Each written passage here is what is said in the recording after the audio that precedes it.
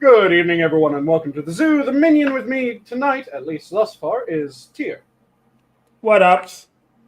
And of course, it is once again a Friday, and it's not the first Friday of a month. I'm the keeper for this evening, Sanguine. How are you doing tonight, Tyr? I'm doing great, my friend. Yourself? I'm doing grand. I'm just prepping up my dinner. It's been delayed slightly because I got partway through making my dinner, and then I went, ooh, I want to add this to it, which I has want to add the expanded souls that. of my enemies. Kind of. It's I want to extract even more flavor from the carcasses that I'm going to be eating. I decided to make a lobster rice bowl for dinner tonight. And Mm-hmm. then after doing the par cook of the lobster, because it's going to be going in at the end to kind of preserve its texture a bit more, Mm-hmm. I par cooked it, then I de-shelled it, and I went, ooh, you know what would be really good with this lobster dinner that I'm having? A lobster soup. I'll be over for So, my plate later. Mhm. so I ended up pushing out my dinner a little bit because now instead of just doing the original lobster dinner that I was intending, I'm now also making a lobster soup, which involves boiling the lobster shells in water, letting it reduce, and kind of tweaking the amount of water in it the entire time until it Mm-hmm. gets to the right flavor and quantity that I want. Okay, this noise is really getting on my motherfucking nerves. The The ding Discords. from Discord. Yes. Yeah, they've changed how obvious those dings are, and they decided to increase how obvious those dings are, Yeah. which I don't really remember anyone going, you know what? Discord would be so much better if their dings were like three times as obvious. Mm-hmm. There wasn't really anything that I heard people recommend or think would be a good idea that would enhance the service. But yeah, it is definitely, they made it much louder, and they made it so that even when you silence them, you don't silence them. Yes. It's fucking annoying.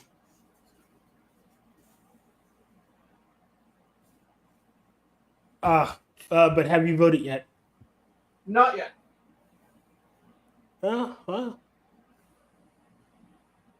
So, as we were saying earlier, I voted. Mm-hmm. Took part And of the early voting process. hell yeah. Every year I vote early, honestly.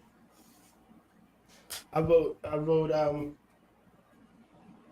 usually vote like the first Thursday, which in my city is when early voting starts on a Thursday, which makes Mm-hmm. no fucking sense. But it's from this Thursday to next Thursday with Saturday and Sunday off. Mm-hmm. So I went there voting. As you know, I'm sadly I'm black, and Yep. I'm going through everything, and I'm listening to two older people talking about how Trump, oh well, he wants to put people in chains. Yeah, I heard that too. Yeah, you know how he was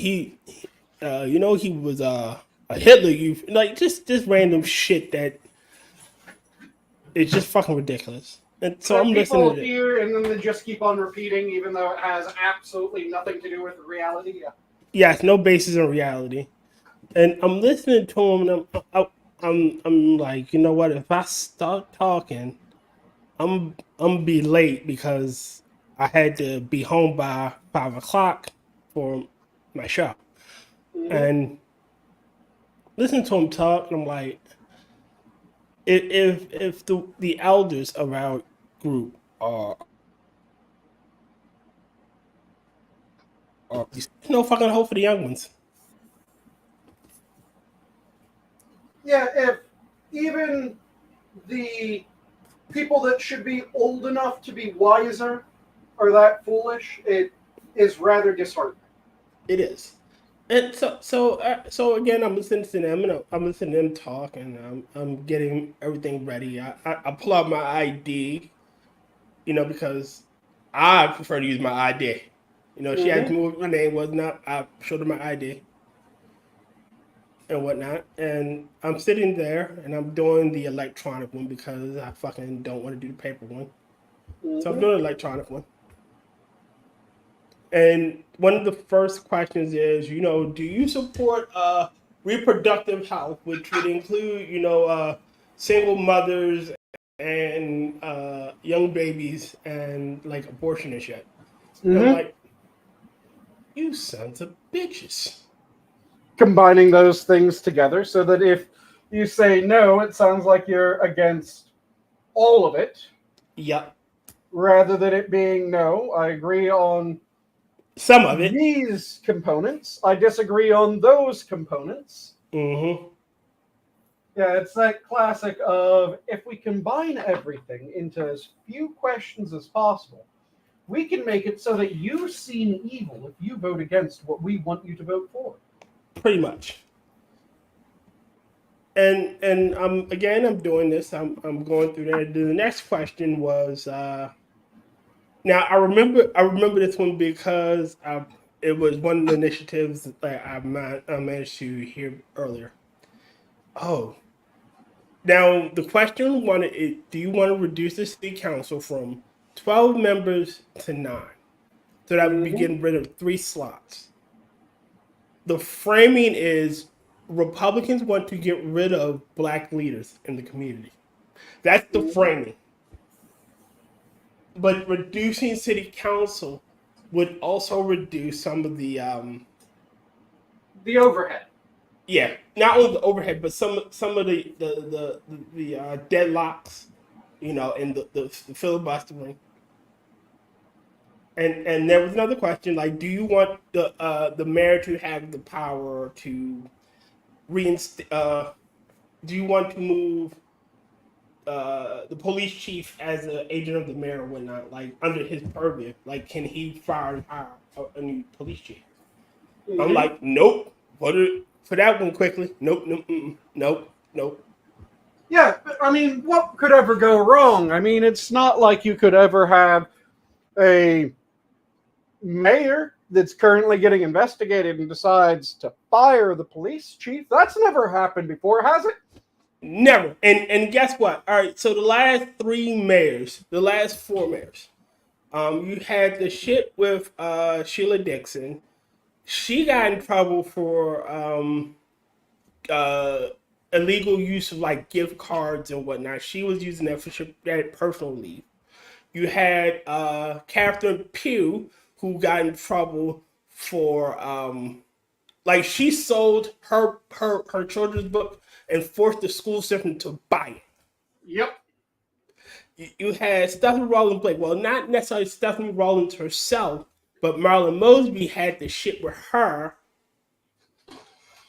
And then you had Brandon Scott. And Brandon Scott turned the mayor of Baltimore. And he's an absentee fucking mayor. Mm-hmm. Which Yeah. sadly also probably means that he's been the best mayor in recent memory. Yeah. And and I Makes watched you my really envious of those cities that end up voting for a cat, doesn't it? yes. And I guess this is more of a rant right now, and I'm sorry for doing this to you. But I remember when my city was, Baltimore, the city that reads, Baltimore, the charm of Maryland, Baltimore, when we stood for something, Back to when when you were known for something other than the rats and murders. yes, when we were known for something other than rats and murders, and sadly, you know, I remember all 3 mayors that got us to that point: Kurt Schmoke, Martin O'Malley, and fucking God damn it, Kurt Schmoke, Martin O'Malley, and I want to say Schaefer. Mm-hmm. It, one of them was black, 2 of them were white, and I'm looking at the recent history. You know, all the black mayors since Martin O'Malley been kind of ass. Mm-hmm. Well, when you have a bunch of people that are running on their main feature that they think commends them towards the vote Mm-hmm. is their racial background, you tend to not end up with very competent people. And that's one of the things that boggles my mind. Essentially, how do you? Oh, that makes sense. Like, how do you allow that shit to happen? You know, where your main premise, oh, vote for me because I'm black. And we currently got a How you allow that to happen is people ignored Teddy Roosevelt. yeah. You, you got people like fucking Tommy Kamala, who you can clearly see that this bitch is fucking insane. Like, she's fucking crazy. She can't tell her ass from a hole in the ground. She does You, so bad in her first not pro her interview that she ends up having to be pulled out of the interview by her handlers I got to one her better for own you. protestations. I got one better for you. Anderson Cooper said that she was having a one man debate and she fucking lost. Mm-hmm. They are pulling people out of the woodworks. You know, out the fucking woodworks to pander to us to get us to vote for her. Mm-hmm. Fuck you, hell no. You know, it makes no fucking sense. And the people that eat this shit up. Oh, I remember now. Did you see what happened after she missed the Al Smith dinner? Right? She went Mm-hmm. to a black church, a black mega church, Mm-hmm. and mind you, this now I listen to this channel called Pink News. You know, this Southern black lady Mm-hmm. who is no nonsense, and you know she believes in traditional life, you know, marriage and religion, and she was talking about how this particular pastor, you know, got several members of his own congregation pregnant while he was still married. Sounds fairly standard mega church shenanigans. Yes, he rolled around in a nice car. Now I'm not gonna say how he got that nice car and that nice plane, but you know that's not me. I'm not gonna have those types of issues. But again, because we're at this point in our existence, makes me fucking terrified. And I pray to God that Trump like wipes the floor with her, which is gonna fucking suck. You know, I got investment in salt mines, and they're about to become worthless. Mm-hmm. As it just floods the market everywhere. Free, It free just, grab. the whole market is gonna be fucking flooded with salt. I'm gonna be penniless. Last time Trump won, salt futures went down like 2 cents. Mm-hmm. But I can't wait for the talking heads to go nuts with that shit. Mm-hmm. I still find it fucking hilarious. The thing that I think it was NBC after the first debate Mm-hmm. ended up saying, where they had one of their daytime shows the very next day, so immediately after the debate. And one of their talking heads on the show starts talking about how the media is doing a disservice to America Do you know how they were saying the media was doing a disservice to America? By not covering Trump or They covering Biden's flubs. they were being a disservice to America because some people in the media had the audacity to fact check Kamala Harris. Oh yeah. And if you fact check both sides, then that benefits the Republicans. You should fact check both sides. Yes. Like, all right, if Trump says something that is demonstrably wrong, you know, oh I got unemployment down to X, Y, and Z levels when you only got it down to Z levels. Mm-hmm. What do you see? That's what you get. I got it down to Z levels, and you point that out.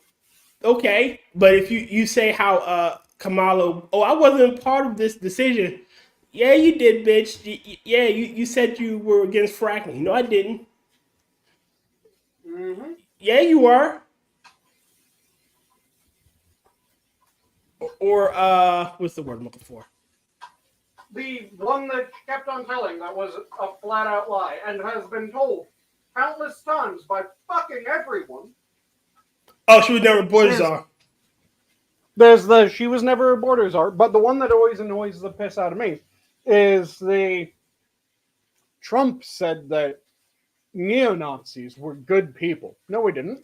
No, he didn't. He said, I'm not talking about the neo-Nazi or the white supremacists. They should be condemned totally. I'm talking about regular, everyday people. He said that when you're looking at the different sides of the debate about whether or not statues should be removed, you have good people on both sides. You have people that want the statues removed, that are good Americans, but they want the statues removed. You have people that want the statues to stay, that are good Americans, but they want the statues to stay. And they're having an argument between themselves. And then you have on either side also people that just want to destroy shit. People that are just there to trash everything. And fuck them. So he condemned the neo-Nazis, and he said that they should be condemned totally. He condemned Antifa and said that they should be condemned. Mm-hmm. And the fact that people are still going, well, he said that neo-Nazis are fine people. No, he didn't. He said explicitly the opposite. And not only did he say explicitly the opposite in that, but there's like 20-something different times that he explicitly says, yeah, fuck the neo-Nazis. Oh no, I got one better for you, my friend. I love how they like to point out how Trump's a racist, totally ignoring the fact that he won all these awards for black excellence. You know, his content helping the black community. Totally ignoring, you know, how he was buddy with Al Sharpton and Jesse Jackson. Totally ignoring the fact that Whoopi, he was friends with Whoopi. You know, remember that one time before he officially announced he was running? Yep. When he went on the View and like they all showed him love. And like he kissed Whoopi kissed him back. Yep. I thought it was, if he was always a racist Whoopi, then why were you friends with him? Why was he friends with you? Not to mention he was dating a black chick when he was younger. Let's not bring that shit up. Let's not bring the picture of him with Jesse Jackson and Al Sharpton all hugged up on each other, all laughing. Let's not talk to Mike Tyson. When Tyson got in trouble when he was going down for that shit, he said that the only person in my corner was fucking Donald Trump. Mm-hmm. Trump didn't let any of that shit say. When I was fighting it, he was there with me. I'm not going to speak bad about the man. You know, when I was at my lowest, he was right there.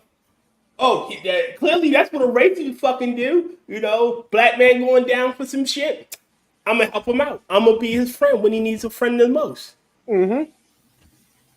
You know, again, they totally ignore. They totally also ignore how at one point every rapper in the world mentioned Donald Trump by name and they wanted to be the Black Trump, or like a high point of your rap was, yeah, I'm the Black Trump.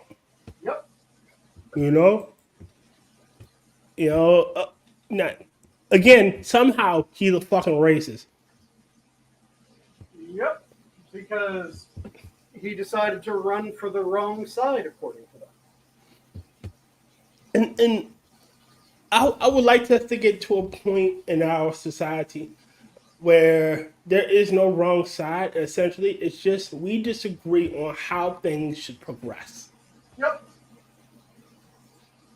You know, you don't see, like, the whole point of having our democracy the way it is there's no one man saying this is the right way.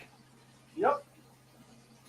You know, we don't have a king. Like, there's still a check and balance on Biden's power and authority.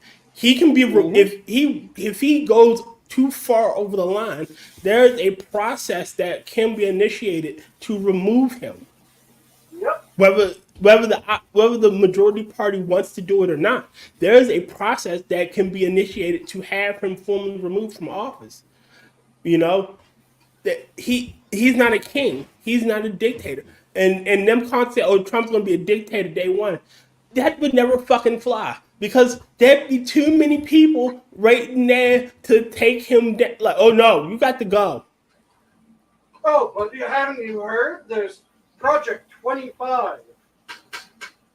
Which again, he has openly said that's not me. That's not. I'm Agenda 47. Okay, I read it, but it is what it is.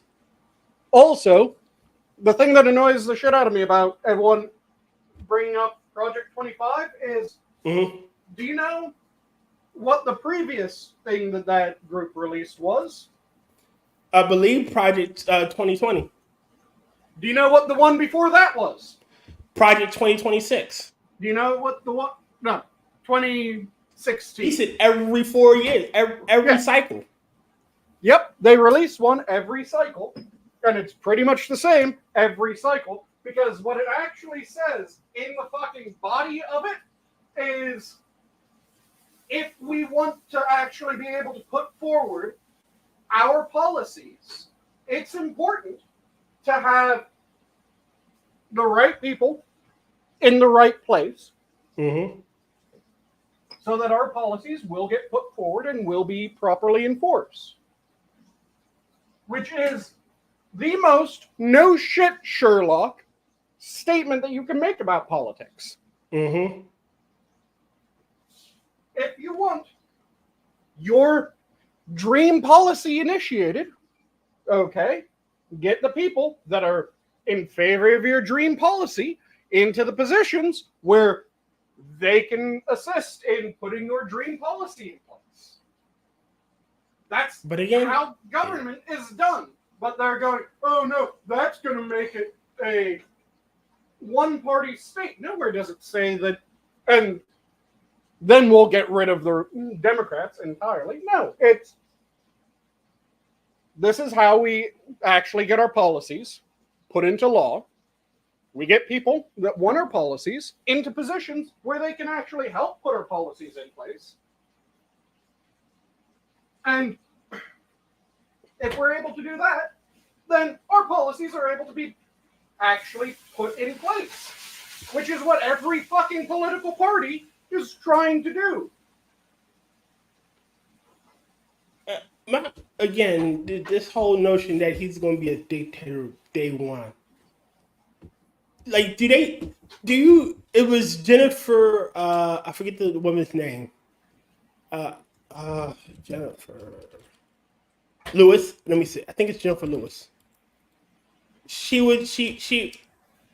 Yeah, Jennifer Lewis. I knew it was her. Jennifer Lewis said on her podcast how he's going to walk. He's going day one when he gets back into the White House. He's going to walk through the Capitol. He's going to break the glass where the Constitution is. He's just going to tear it up,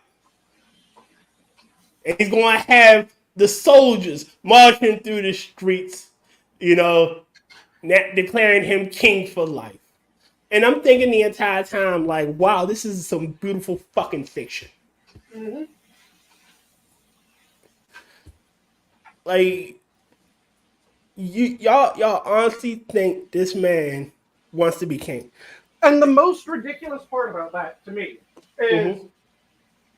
do you remember that there was a president who did a loyalty test of the military I recently? believe, I believe so. Yes. Do you remember which president it happened to be? Technically, it happened to be Biden because if you didn't Yeah. get the jab, you got kicked out. Well, it wasn't just that. So it wasn't the vaccine mandate that was the loyalty test. There's a bunch of different positions that are named every time that a president comes in. The normal Mm-hmm. trend is that they'll change a certain percent of those groups.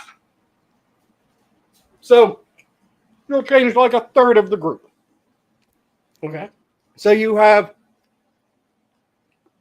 the previous administrations and the Mm-hmm. previous, and some people from the administration prior to that one, and then your people, all Okay. working together in those areas.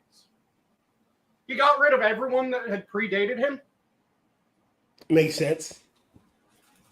not just the people that were the ones that were supposed to age out. No, he got rid of everyone and remade it. Also, he had everyone in the military re-swear their oath. Really? Yep. When you join the military, you swear your oath.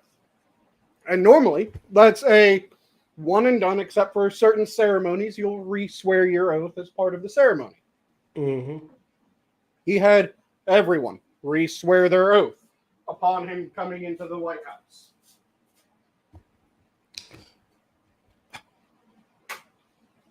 Which Yo, is six. not done, had never been done, Mm-hmm. hadn't even been done during the Civil War, where we were fighting ourselves. But yeah, he had everyone re-swear their oaths. That's how it goes. Again. Projection. Yep. Everything that they're doing, they're projecting on their opponent. Yep. They are projecting their horribleness, all the shit they want to do on their opponent. They want to become dictators for life. They want a one party state. They want to implement fascism. Projection. And it boggles my fucking mind that people can't see this shit. Mm-hmm. It fucking does. It boggles my mind. Like, how do you not see this? Mm-hmm. And the things that are always the funniest when it comes down to it, or like I said, he's going to make sure that the military is loyal to him and not to anyone else. Hold on. The last time that we had someone who insisted the military re-swear their oath wasn't him. It was the guy who followed him. So that doesn't seem like something that he did. It seems like something that you did. Yep. Well, he's going to try to get rid of anyone that disagrees with him on these policies. Hold on. We had someone that got rid of everyone. And he didn't even check to see if they disagreed with his policies. He just nuked entire boards. And then put in his loyalist. That also wasn't the guy that you're talking about. Well, he's going to try to stack the Supreme Court. Hold on a second. You have, for past few years, talked about increasing the size of the Supreme Court so that you can stack the Supreme Court. Well, he is in favor of these sorts of discriminatory policies. Hold on a second. Would you say that it's a discriminatory policy to say that if someone is of a different race, then you can increase or decrease their points on admissions based solely upon their race, no other factor, just their race? It is this constant, well, he's going to do what we want to do because we would do it if we were in that place and we've done it before. So why wouldn't he do All it? right. Have you ever? I'm pretty sure you watched Star Trek, right? Yes. You've seen Deep Space Nine. Yes. All right. So, do you remember the episode in the Pale Moonlight? I'm really bad with episode names. All right. It's the episode where Garrick and Cisco tried to get the Romulans involved in the war by fabricating evidence that the Demians going to attack Cardassia. Vaguely remember, yes. All right. So the reason why I bring that up is, so at the very end, toward the end of the episode, Garrick brings up a point. Like, when they find this evidence and they go to Dominion, they're going to protest. They're going to proclaim their innocence. They're going to say this shit is wrong. But the Romulans aren't going to believe them because that's exactly what the Romulans would have done. Mm-hmm. And I bring that up because they're not going to believe that Trump is going to do this because that's exactly what they want to do. Mm-hmm. You know, because they believe that their enemy wants to do the exact same thing that they want to. Mm-hmm. You know, it is the ultimate form of projection. And it's fucking insane. Yeah, and it's infuriating because what it always comes down to is when their predictions fail, which they do not have predictions that don't fail. They just keep on predicting. So when Trump first got elected, the economy is going to collapse. 3 years, no collapse, humming along, doing amazing. The economy did finally collapse after a global pandemic, which caused the global economies to collapse. And, oh yeah, by the way, when you look at the recovery in late 2020 of the U.S. versus every other nation, the U.S. is doing remarkably well. Yep. Then its recovery slows because the U.S. had recovered its GDP pre-pandemic by the time that 2020 ended. It was the end of 2020, very beginning of 2021, that the U.S. GDP recovered. There are a bunch of other things that still needed recovery, but the GDP had a sudden drop, sudden rise, back to where it was. Now that's lower than where it would have been had there not been that dip, but that's a very different argument than what they're offering. Then you have World War III. He's the only president in recent U.S. history that hasn't opened up a new front or started a new war. Yep. Well, he was willing to sell out Ukraine. He was the president that opened up arms shipments to Ukraine. Yo, cost cannibalistic wizard. Yeah, cannibal. Well, he was trying to sell out Taiwan. Well, here's all the deals that he did around Taiwan, and none of them were selling out Taiwan. Well, he was trying, and each time they make predictions. Those predictions are wrong. And rather than anyone else or them going, hey, why are all these predictions wrong? Shouldn't we reconsider if we're listening to these people? They just bump out the same prediction the next time.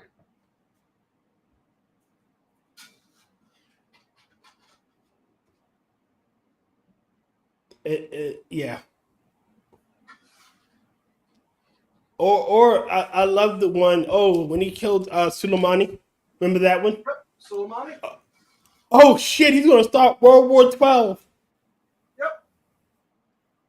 He's going to start war with Iran. He didn't. He didn't.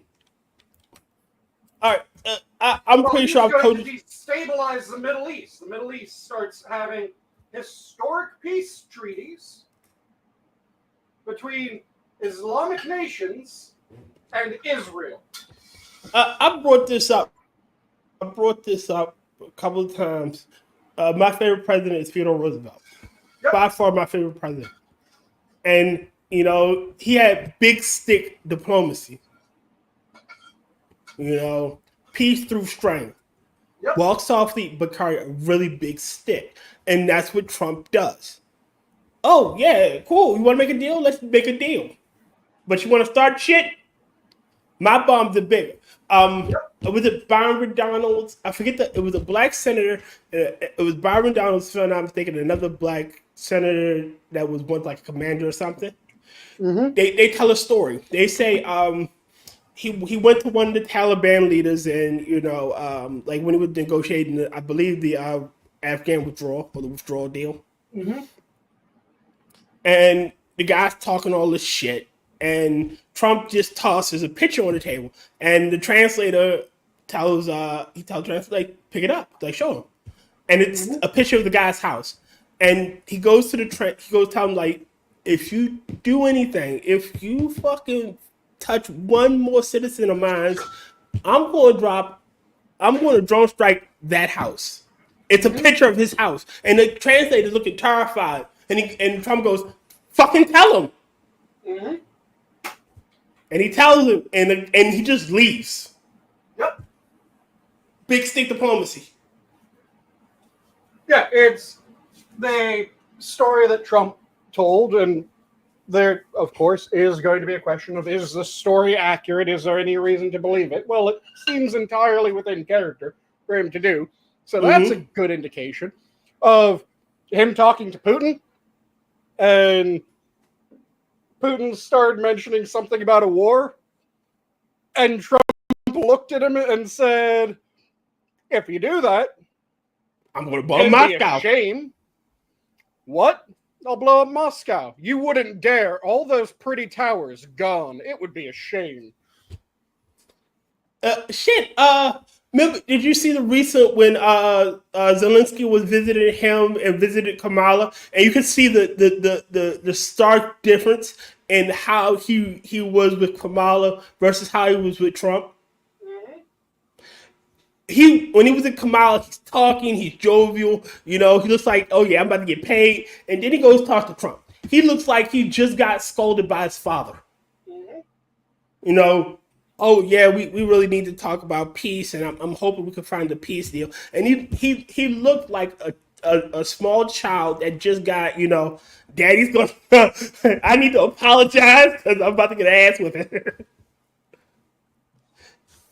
and that's until the belt comes off to apologize, son. Yep. And that's and Trump, our enemies are Muslim nations, China, places where women aren't really respected. Mm-hmm.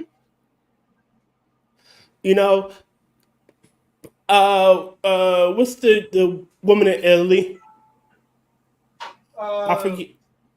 I know the one that you're talking about. I can't remember her name off the top of my head. Yeah, I'm not saying I don't know much about Italian politics to say they're disrespecting, but I'm pretty sure she had to fight a little harder to get respected.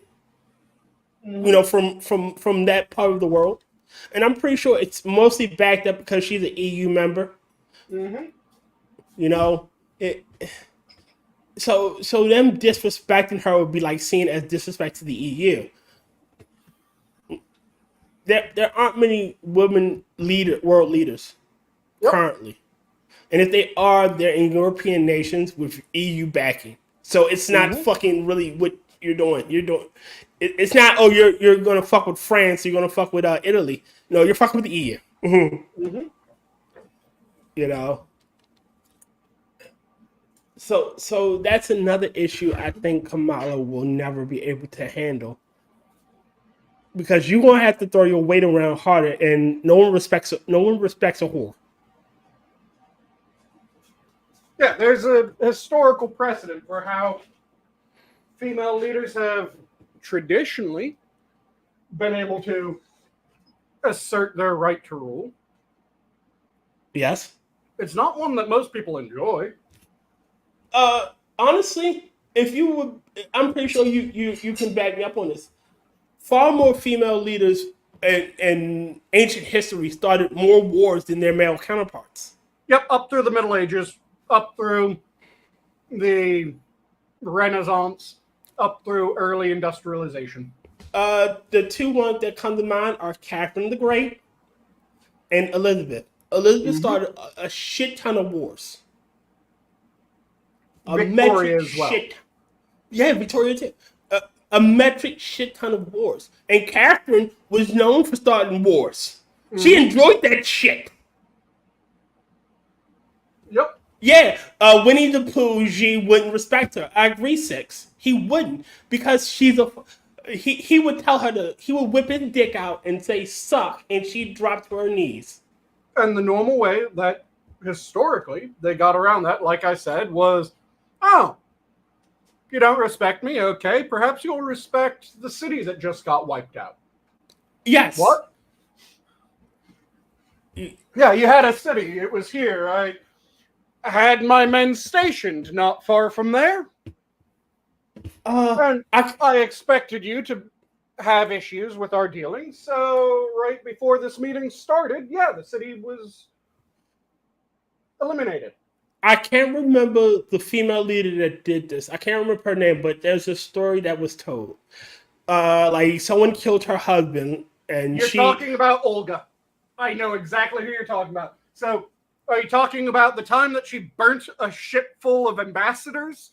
Or yes, she burnt the ship full of no. She like invited them to. I think she invited the leaders like to a peace talks and had them all killed, and then like sacked the city and like left no one alive.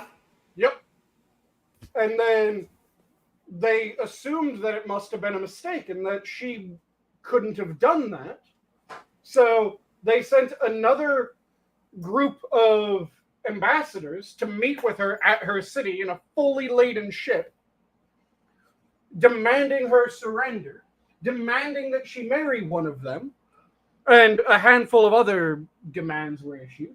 And she responded really coyly and ended up in the coldest moment of fucking Russian history other than the would you like for me to remove all of your worries from her son, by the way. Yeah, the guy who burnt the castle full of poor people was her son. So she sent messages saying that, well, it wouldn't look right if she came to their ship, but it also wouldn't look right if they came to her castle. So she came up with this idea where rather than them coming to the castle, they need to demand that their ship be carried to the castle. And that then neither of them would be seen to kowtow, but she could be able to properly surrender once they're at her castle. So they did it. Okay. And the people pulled the ship out of the river, hoisted the ship up. It was the entire, like, small city carrying the ship through the city streets. They had a moat around the city that in the time in between this, they drained the water out of the moat. And they filled it with kindling. And when they got to the moat, they pushed the ship into the empty moat, just full of kindling. And then they touched off the kindling. Incinerating the ship and everyone on board. Women are fucking vicious. Oh, yeah.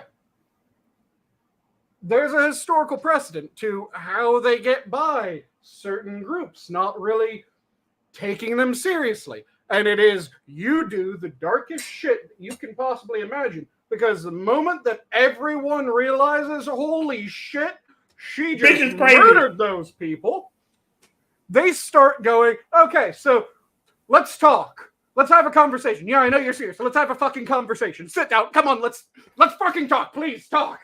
Look, this bitch is crazy. Let's keep her happy for at least a little while, all right? Like, again, but that's ancient history. I don't think Kamala has a warrior bone in her body. I think that she could be extremely cold. In fact, I have absolutely no doubt that she could be extremely cold, that she can be extremely calculating. The problem is I don't think that she's a great mind, and I think that she's far too petulant to do things properly.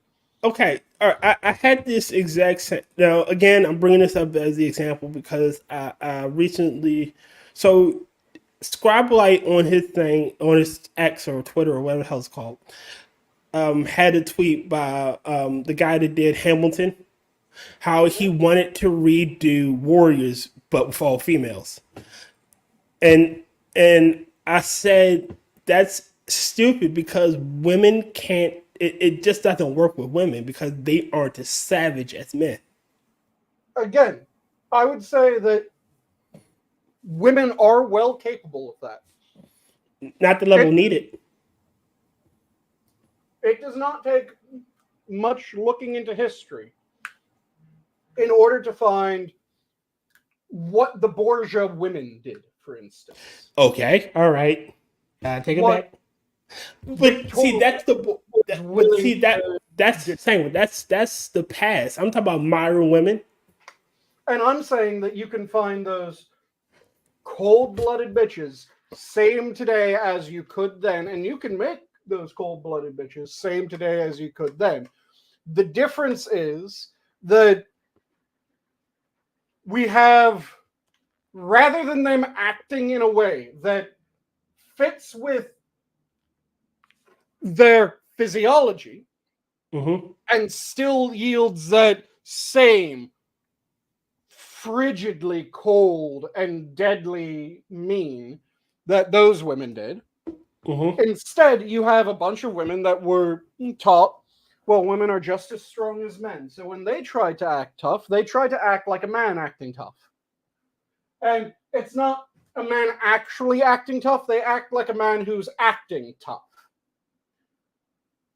Which is a very different thing. It's kind of like one of the things that pisses me off constantly is the idea that, well, prison's full of hyper-masculine men. No, the fuck it isn't.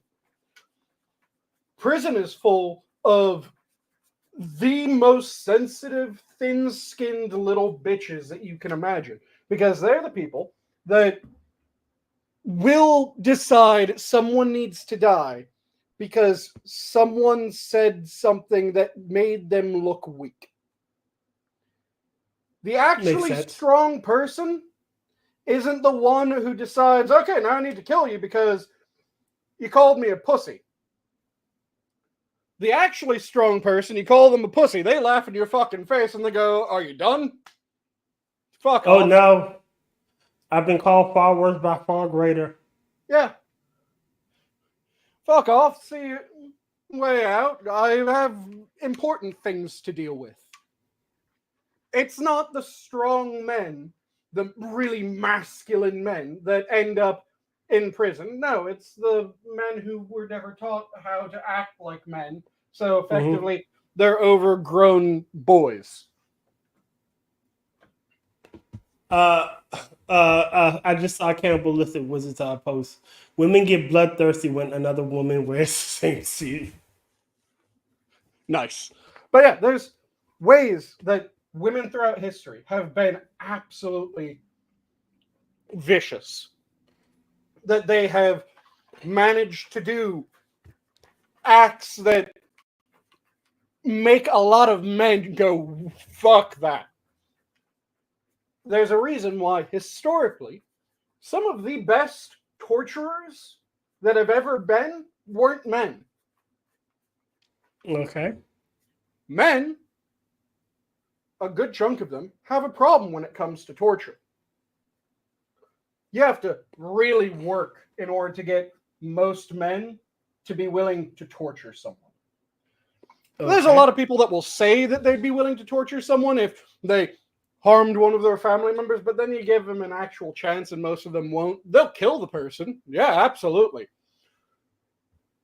But you put a woman in that position, especially a woman that's connected to someone that was harmed by that person. Oh, yeah. Or could be harmed by that person or that person's group. That's when fucked up shit starts happening. That's when people get creative. And that's something that history, at least, says is far more easily reached when it comes to women than it is to men. Again, you can get exceptions. You can get extremely creative men who are just vicious bastards that they aren't torturing in order to get information. They're torturing because it gets their dick hard. And they happen to get the right position in order to be able to do that and not end up dead.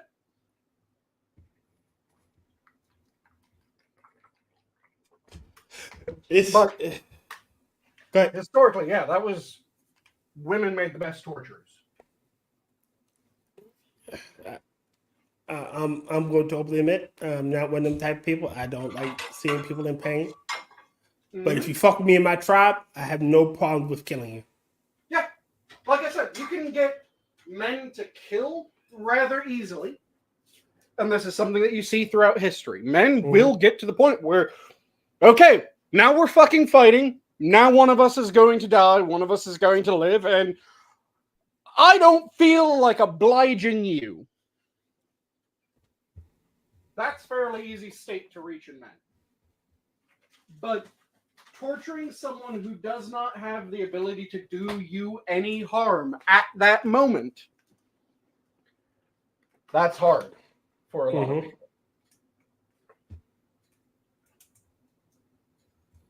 And this is why this has been used countless times in history. One of the most recent examples was Apache. I want to say it was Apache.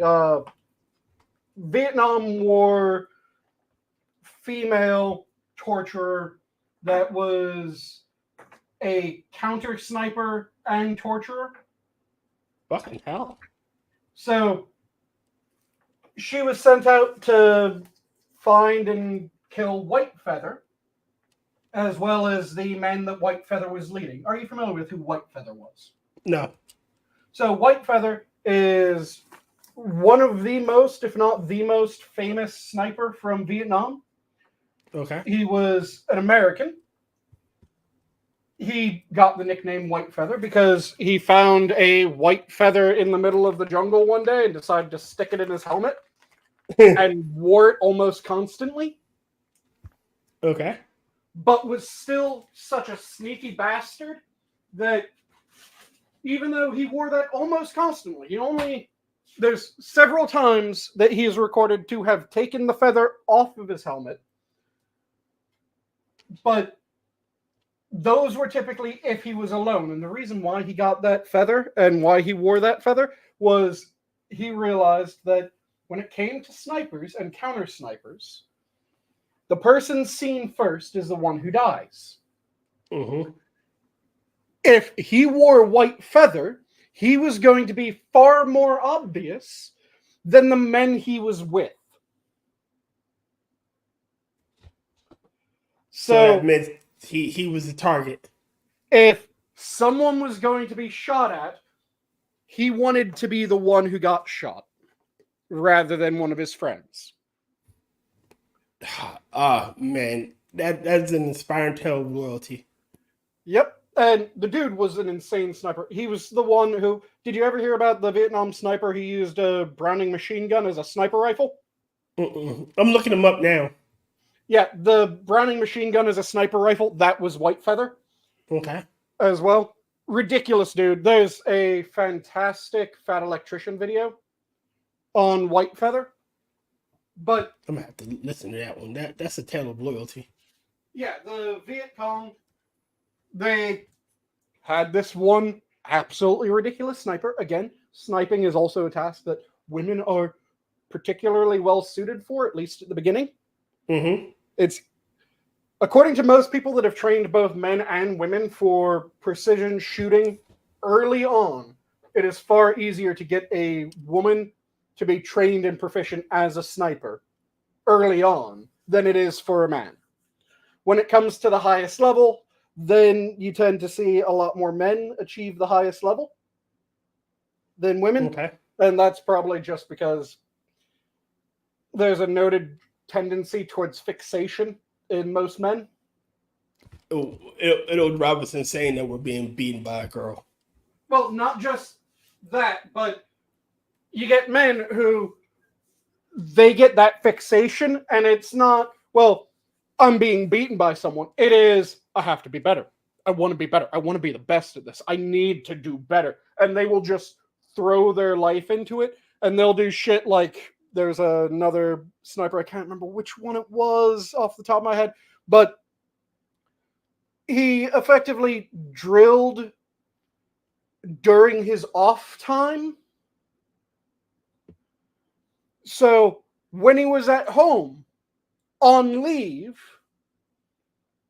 after training an entire day in the military, or any other time that he had downtime, rather than reading a book, listening to the radio, doing anything normal, what he would do is he would work through shooting stances and transitioning between shooting stances and shooting. That was what he did. Morning, day, and night. And that tendency towards fixation tends to be a bit more common in men than women. It can be found in women. It isn't just men get this. It's more common, which is one of the two major reasons that there's the entrepreneur gap, as some people will phrase it.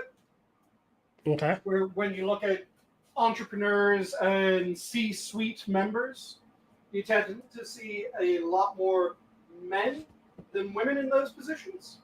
Okay. And it's because the men, first off, men have a wider spread of IQ. They have a wider bell curve, which means that they have more dumber people, more smarter people, and fewer people in the middle. Women have a very narrow, or have a, not very narrow, but they have a narrower and taller bell curve. Men have a shorter and fatter bell curve. Okay. And due to that, when you're talking about the people that have the highest IQ, you're more likely to see more men on that list than women. Because shorter, fatter means that you have more men at that level than you have women at that level. But also, if you're looking at the dumbest people in history, you're more likely to see a shit ton of men than a shit ton of women. Okay. Women group in the middle. But that's part of the reason. The other part of the reason is that fixation. Like I said, so you'll find men that they decide trains are their life, and they will do everything they can to know everything they can and be able to do everything that they can related to trains. So when you're looking at who's the best train engineers in the world, it's probably going to be a shit ton of men. They'll do the same with pretty much any subject. You get that obsessive interest. And those people tend to be the ones that will do the most work, that will live, breathe, eat, and shit this sort of topic. So they end up excelling because training fucking works. Practice fucking works. Yep. But like I said, women, they kind of have a natural early on advantage because men will, according to a lot of people that train precision shooters at long distance, or shooters in general, men have a tendency to be too eager to shoot. So they get their nerves up, they shoot too early. Women have less of that eagerness. So they shoot perfectly. They're easier to train early on because you don't need to get them past that kind of jittery anticipation. Okay. So the communists did a lot of the Soviets during World War II did a lot of training women snipers. One of the deadliest snipers in human history was a woman. The Viet Cong did a lot of that. The Chinese did a lot of that. There's a bunch of people that have trained up female snipers, and they end up remarkably good at it. And then you combine that with torture, and you end up with Apache.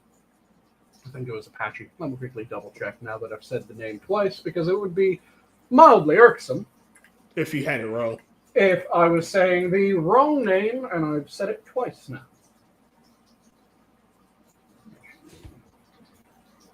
Yep. But again, it's just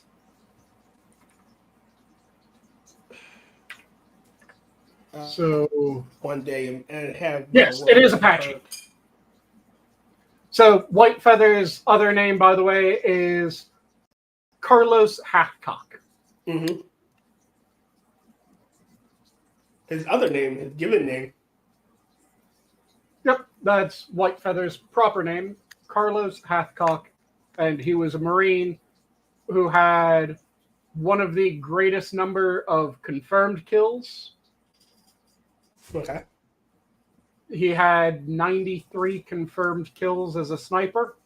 The problem was that they started changing the rules on how confirmed kills were counted while he was a sniper.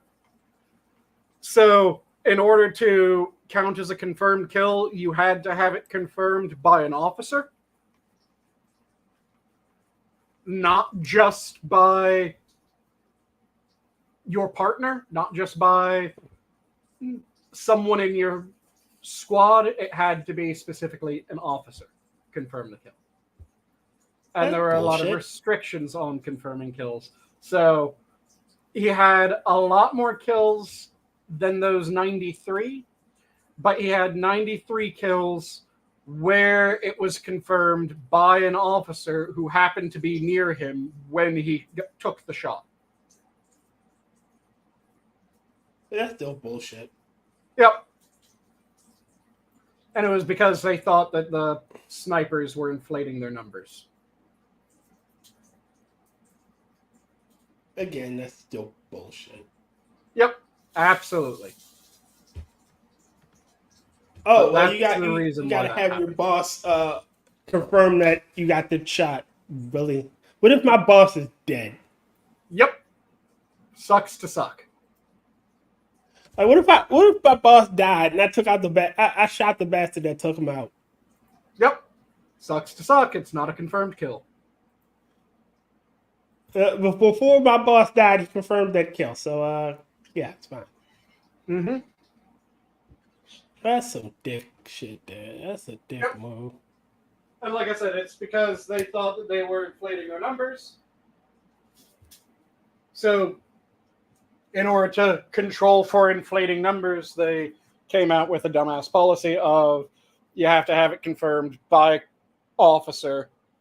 You can't just have it confirmed by the dude standing next to you as you took the shot. It has to be by an officer. And, oh yeah, your group of snipers is going to more often have an acting officer than an officer, and no acting officers don't count. Again, that is bull fucking shit. Yep.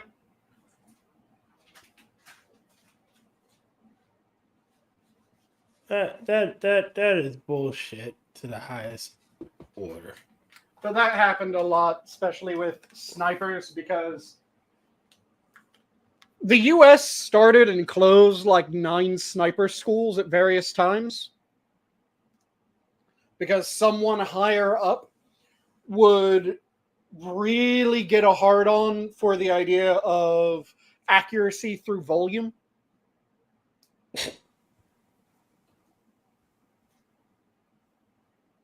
That's insane. Yep, which is particularly annoying given certain branches' histories.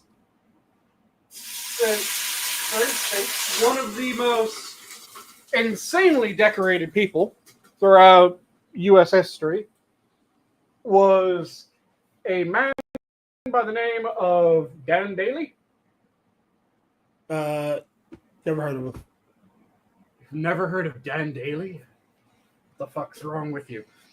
So Dan Daly was a Marine. He's dead, which is why it was. And he's been dead for an extended period of time. Okay. He served from, let me find his service dates in all. So he served from 1899 to 1929. He's one of the potential people that might have shouted, "Come on, you sons of bitches, do you want to live forever?" There's a handful of them that might have said it. He's one of them. So essentially, he did the Johnny Rico. Yeah, and like I said, there's a couple of people that it is purported to have originated with, and it's an argument to this day over which one actually was the first one to say it. And It's not if one said it before the other, it's, okay, did Dan Daly actually say it, or is it just something that's so badass that it got worked into Dan Daly's mythos? Because Dan Daly is gloriously insane. Okay. The dude is one of 2 of the most highly awarded members of the military in U.S. history. He's so insanely awarded that they decided that after him and the other one, they would change how they issued awards. Okay.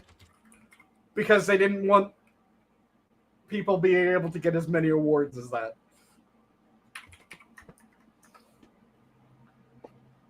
And the other one is, so there's Dan Daly, there's Smedley Butler is the other one. But Dan Daly, going back to what I started with, Smedley Butler. 3 people that are really famous in the origin of the Marine Corps, how it ended up forming up. Mm-hmm. And those 3 are Dan Daly, Chesty Puller, Smedley Butler. So Dan Daly was the earliest of those 3. He served during the Boxer Rebellion and during World War I. When I'm listening, I'm just running to the bathroom and getting something. Yep. And during several other wars in between, and absolutely ridiculous history. He won, let's see, how many of his Silver Stars did he win? Because he won several Silver Stars, he won several Bronze Stars, he won the Navy Cross, I think twice with distinction. He won campaign medal, so he was the Boxer Rebellion, Haitian campaign, Philippines campaign, World War I, got an award from the French after that as well, a citation star. Well, he had just absolutely insane record of awards. But he was well known during his time that fuck just shooting, shoot once, kill once, and then shoot someone else, you son of a bitch. So he was very harsh on that. Then Smedley Butler and Chesty Puller, also of the same mindset that Marines are Marines because they're the best goddamn shots on Earth. So do not waste the fucking ammo. And that served them all extremely well. So it's frustrating that so often throughout military history, we started a sniper school, then we stopped a sniper school, then we started a sniper school during the next generation, and then we stopped a sniper school, and then we started a sniper school.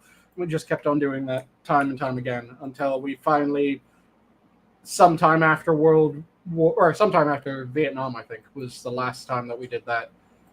Start, stop, stop, start. We finally went, you know what? Snipers, just kind of fucking awesome. Let's keep snipers.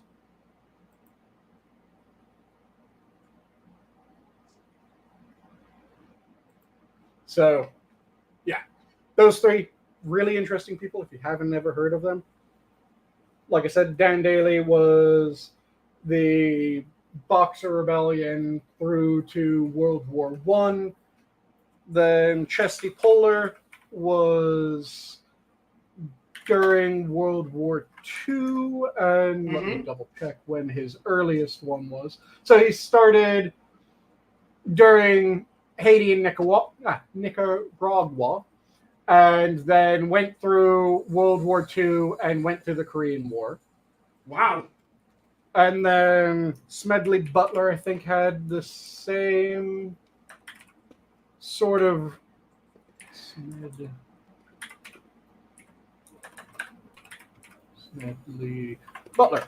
Smedley Butler also up there. He's the one that's tied with Dan Daly.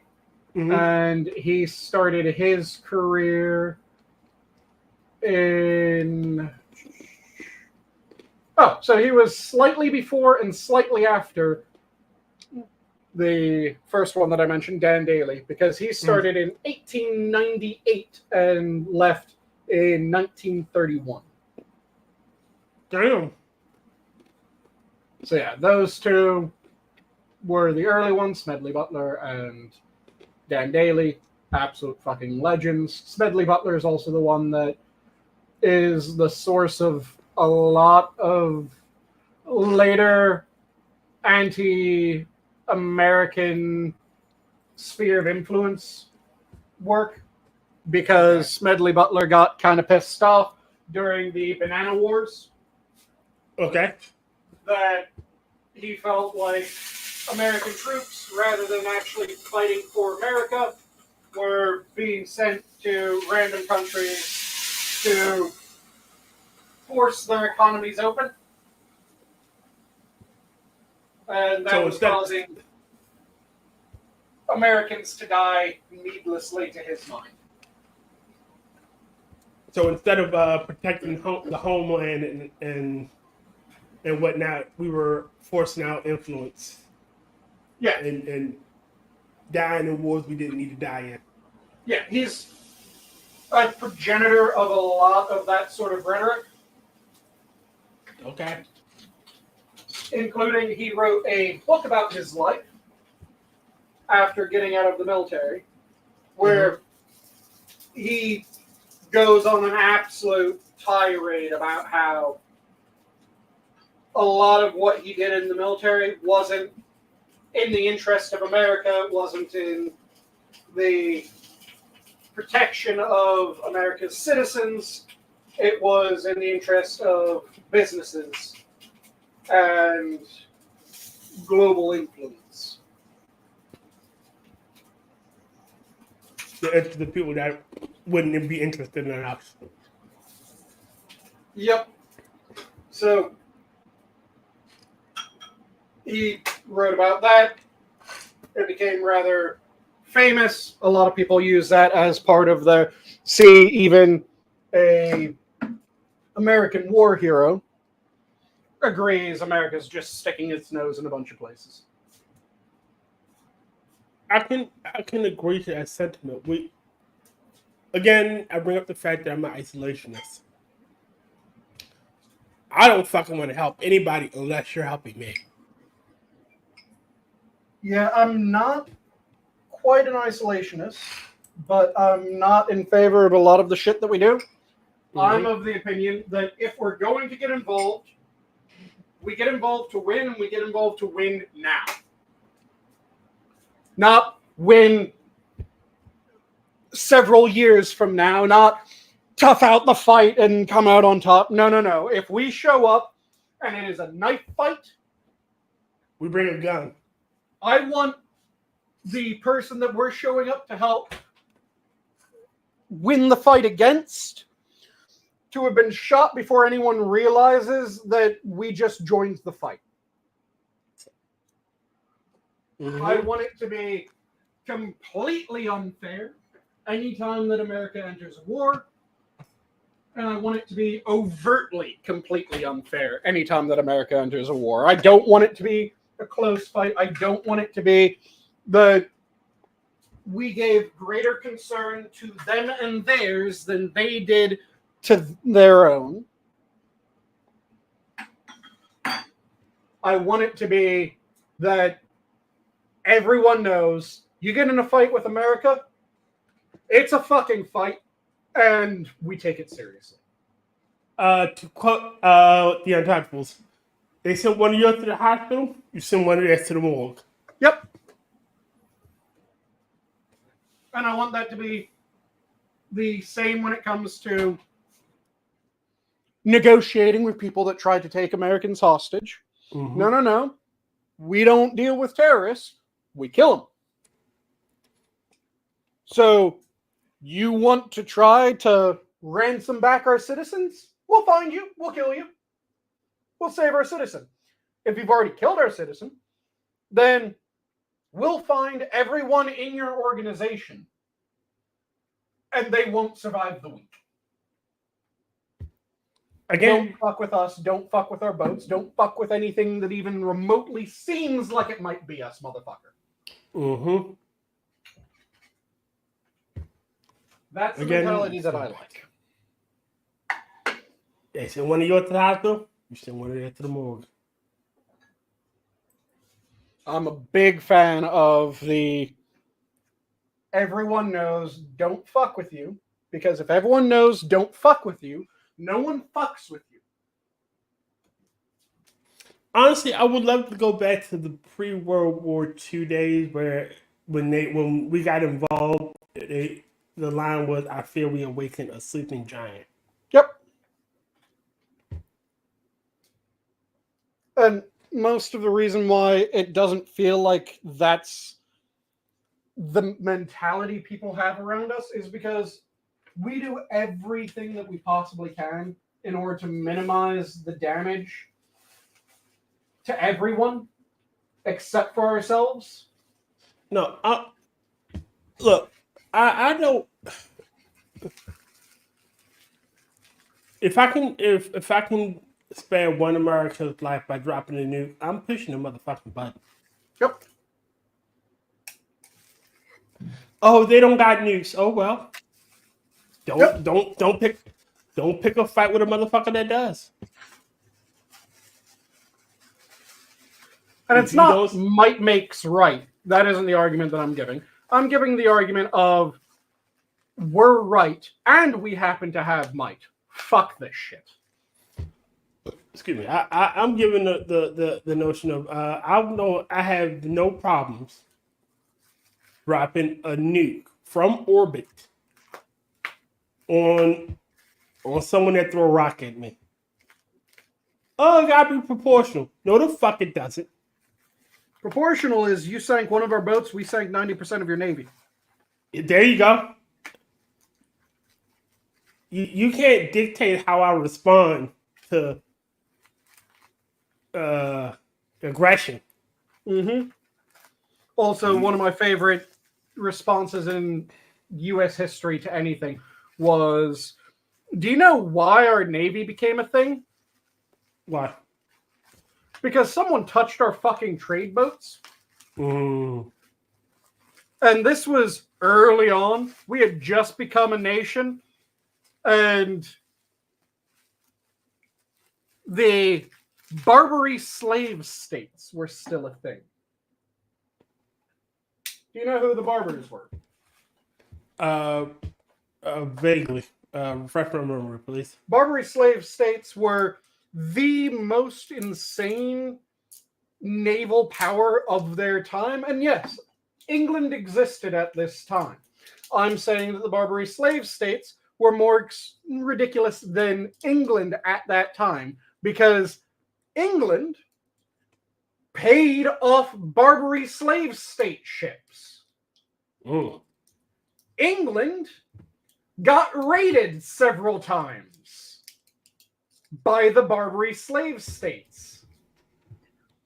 Bend the knee once and you'll be bending the foul. As late as fucking the early 1700s, England got raided by a Barbary slave ship for slaves that they took from England and Ireland and then fucked off back to Africa. I like him with the wizard. You sink our boat, we sink your island. Yeah. So, if you're able to raid England at the height of what was English naval power, When England was the premier power in the universe. yep, I'm going to say that you're one of the most insane naval powers of the time. Because the response wasn't, they raided England and England immediately deleted their city-states. The response was, they raided England. England paid them to never raid them again. And then continued paying them to not be raided by them again. But the US got raided by the Barbary slave traders. Their ships were being attacked by their pirates. Pretty much one and the same. The pirates were the slave traders. Just sometimes they just went a pirating. Sometimes they decided to raid villages and cities and take prisoners and sell them off into the Arabic slave trade. But they raided one of our trading ships. Thomas Jefferson went, "Fuck you guys! Don't touch our boats." We got a message back saying, "If you don't want us to touch your boats, pay us." Mm-hmm. And Jefferson saw that note, and it pissed him off. And he decided that he was going to build up a navy with the explicit purpose of fuck the Barbary slave states. Bunch of other world powers came to the US and said, this isn't a good idea. I'm trying to remember which kingdom it was, but one of the European kingdoms, as a sign of goodwill towards the fledgling American nation, paid off the Barbary slave states on our behalf. And then sent us a message going, hey, we know that you got raided by the Barbary slave states. We just paid off the slavers. Here's the crew of your ship that got raided. By the way that all the other world powers deal with them is we pay them off. You're a new nation. You haven't learned this yet, so we paid them off for you. But in the future, be prepared. If your ships go anywhere near these areas of the world, they're going to be attacked. And the only way that they aren't going to be attacked is if you pay them off. And that pissed off Jefferson even more. So Jefferson when he became president, did so running on the idea of fuck the Barbary slave states, build a goddamn navy, fuck them up. They want to play hardball? We just destroy them entirely. Fuck them. The ultimate result was, eventually, Barbary slavers were contacted after Jefferson became president. Jefferson sent a envoy to the Barbary slave states, said, hey, there were a bunch of different small sultanates, effectively. So he sent it to one of the main ones, said, hey, don't touch our shit. We won't have any problem. That one decided to fuck with them. That nation collapsed. Jefferson then sent people on to contact others, spread the word, hey, don't fuck with us. A group of the Barbary slave states teamed up and decided that they were going to fuck with America and show America that it was not the biggest swinging dick. And that's where they fucked up. The Congress tried to force Jefferson's hand to make a peace deal with them. So Jefferson played a bit of dirty pool when it came to politics. What he did was he sent the ship that Congress had ordered be sent with all the goods that Congress had ordered be given over as a gift of goodwill. But he wrote a letter that effectively said, suck our cock, you useless motherfuckers, along with that ship. And a shit ton of other ships with it. And told them that if anything happens, they're game to start the war. And before they give anything else, they are to give this letter over to them and make sure that they read the letter before anything else is given. So he started a war with a fucking saying, get bent. Get fucked, the end. And a war started. The Barbary slave states fell. The Barbary slave states started raiding Europe before the Reconquista started, which was early on. It was raiding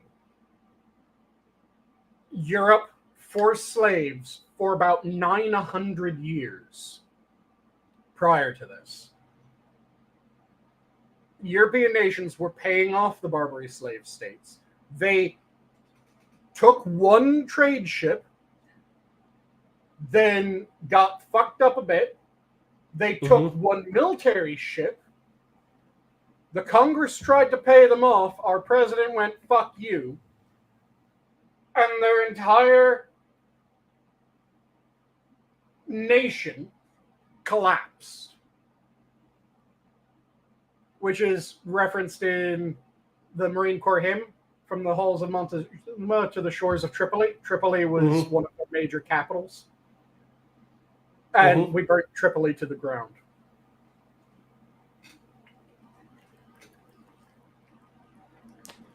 That's what you do. Also, the entire story for that is, again, something that I recommend. If you don't know it, look it up. Especially like I said, they took one of our military ships at one point. And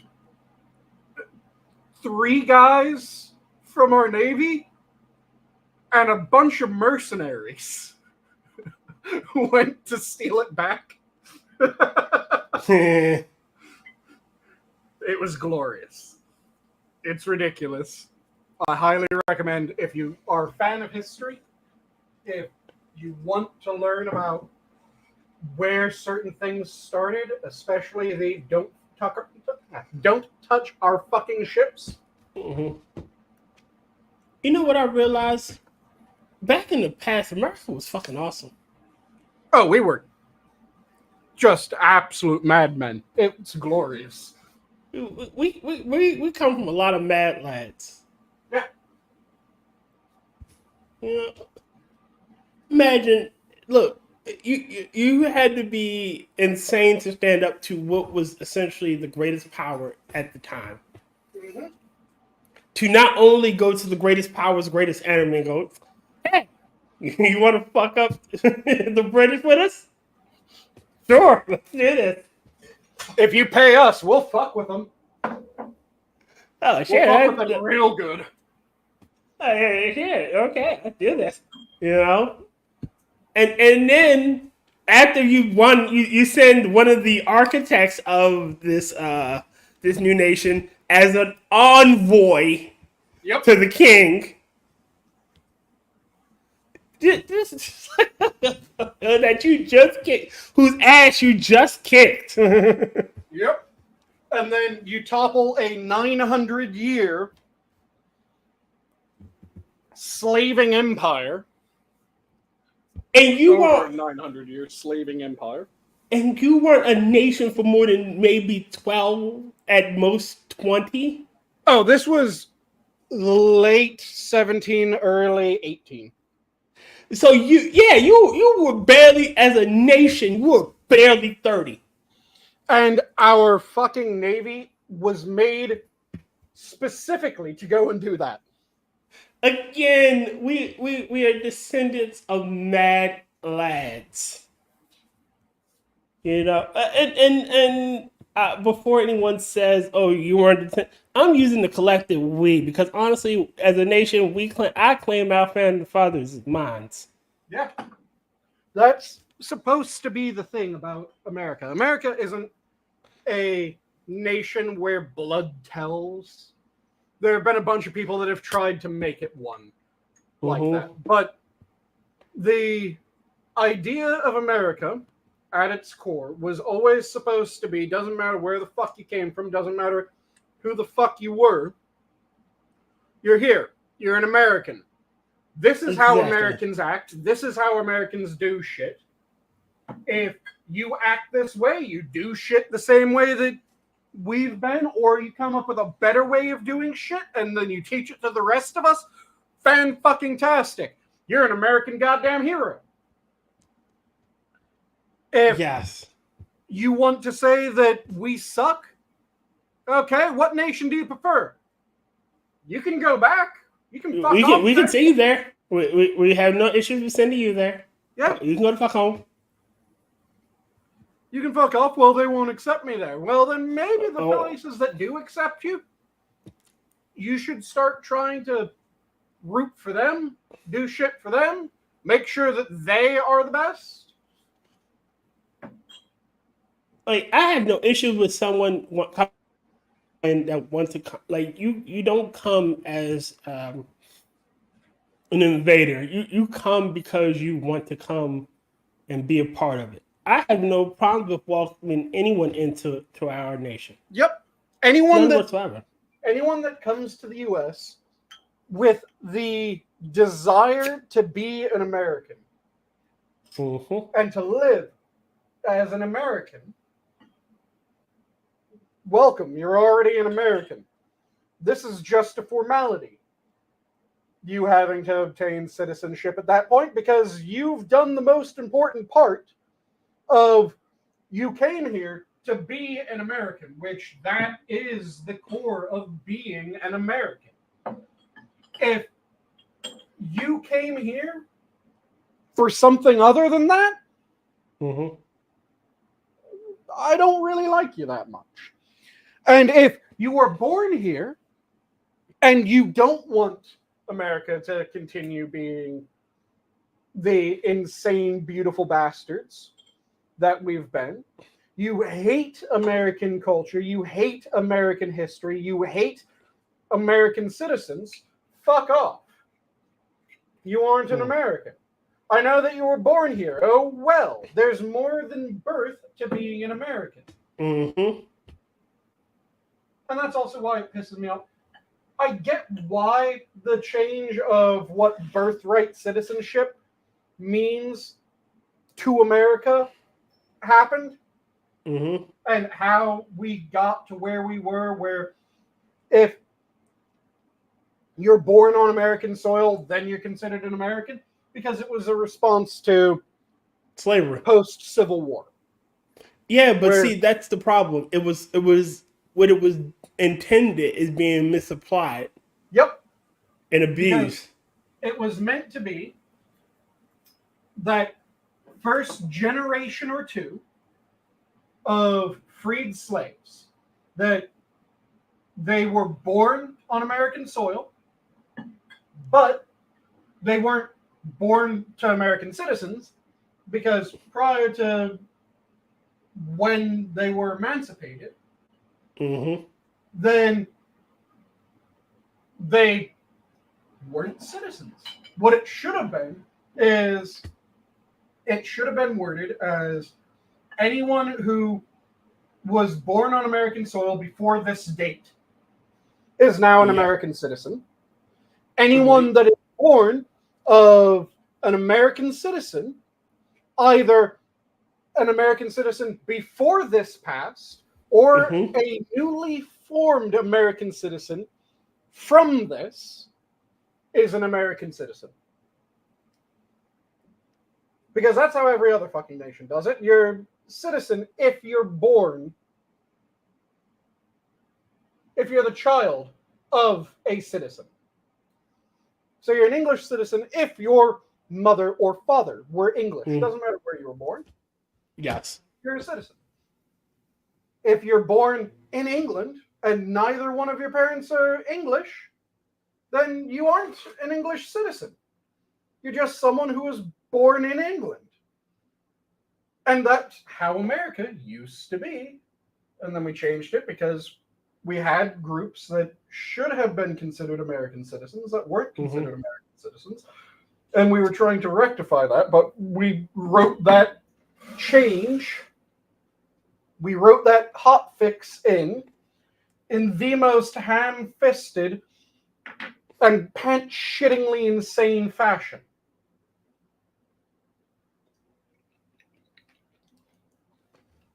Lord. And that happens so often, where we don't properly bound a law.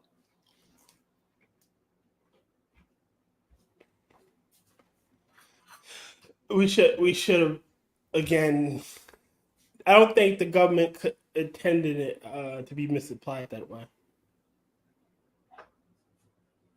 Say again? I don't think the original law was intended to be applied that way. Oh, no, it wasn't. It's being used now.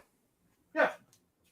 It wasn't. Like I said, the original intent of that law was, we've just freed a bunch of people from slavery. These people aren't citizens of another nation. They were born here. They've lived their entire lives here. And they were here not through any of their own choices, but because they were forced to be here. So the least that we can do is we make them citizens.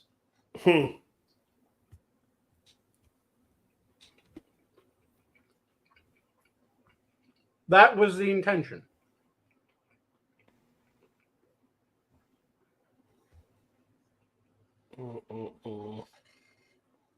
But sadly, it was overly applied, and it wasn't bound. So rather than it being these people that should have been citizens that aren't citizens are now citizens, it became anyone that's born on American soil is an American citizen, which meant that, all you have to do is get across the border before a kid pops out of you, and that kid's an American citizen. And it shouldn't. And so I was. This was late, maybe 2010s. I want to say between 2016 and 2015. I believe this happened like the year my mom died, so about 2016. At my job at the time, I was working what was considered insider threat. So we handled selectees, people, known terrorists that fly. And so we're working this case, and this clearly pregnant Muslim woman is coming through, and she's eager to get through. And she said something that really pissed me off. She said, "I don't want my child being born here. I don't want him to be an American." And I'm thinking the entire time, like, bitch. And that thing shouldn't be. You shouldn't, because you're a foreign national, and because you're born here, you instantly get citizenship. You instantly claim American. You know, you're forced to be an American. That shouldn't work anywhere. If you're an illegal and you come over illegally, you're fucking Guatemalan. Yep, it should be that birthright citizenship is if you're born of at least one citizen, then you're a citizen.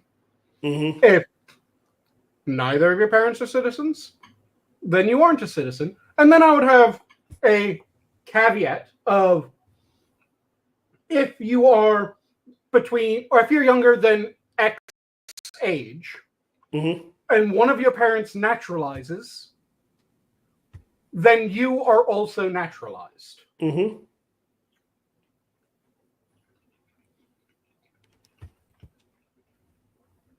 That way, if you have immigrants that come to the U.S., they go through the proper channels, they do everything the right way, but they have a kid the first year that they're here, and it takes them 3, 4, 5, 6, 7 years to get citizenship, then the moment that they get citizenship, their kid is a citizen as well. Because I don't want it to be an inhuman policy. I just want it to be a reasonable policy.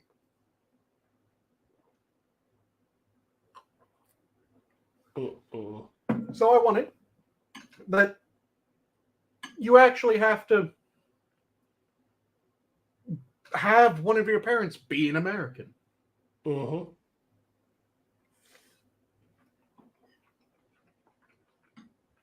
Or you have to naturalize. Which is what every other nation on Earth does.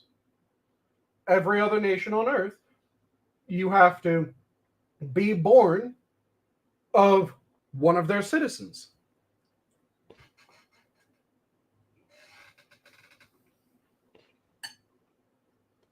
Such is life.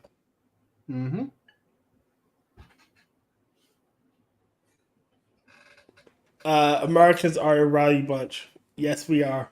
We're a rowdy and cantankerous group of assholes. And quite often, the only thing that we hate more than ourselves is anyone that decides to fuck with one of us. What's the saying? I can talk shit about my family. I can call them assholes, I call them dicks, I call them bitches, I call all kinds of shit. But a motherfucking outsider do it, we're gonna have fucking problems. Like, I can talk, but I can talk shit about California all fucking day. But if someone from China goes, "Yeah, California sucks," shut the fuck up. Again, if China comes across that fucking ocean with the intent of attacking California, I will be one of the motherfuckers that's rallying to go defend it. Like, no one crosses. I would do what MacArthur wanted to. Yeah, it's our fucking shit. Don't you come touch our shithole. Now, if they leave our union, totally fucking different. Mm-hmm. Yeah. Though if they leave our union, I think it's only fair that what we do is we send military forces and say, "Are you sure?" You and then we take it back. Yep. This is We're now here to take occupied back territory, everything son. else that we want. Hold on, this is occupied territory. Mm-hmm. You left. You left. You didn't return our shit. We're here for our shit. Exactly. I want our crap back.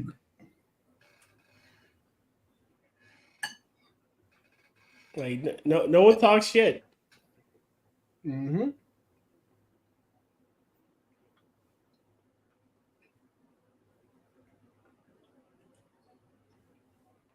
Mm-mm. But it is what it is. Motherfuckers just don't understand that. Mm-hmm. Again, one of my favorite bits from Teddy Roosevelt is the hyphenated American speech. Mm-hmm. And it is to our national shame, to my mind, that somehow he lost that argument. Yeah.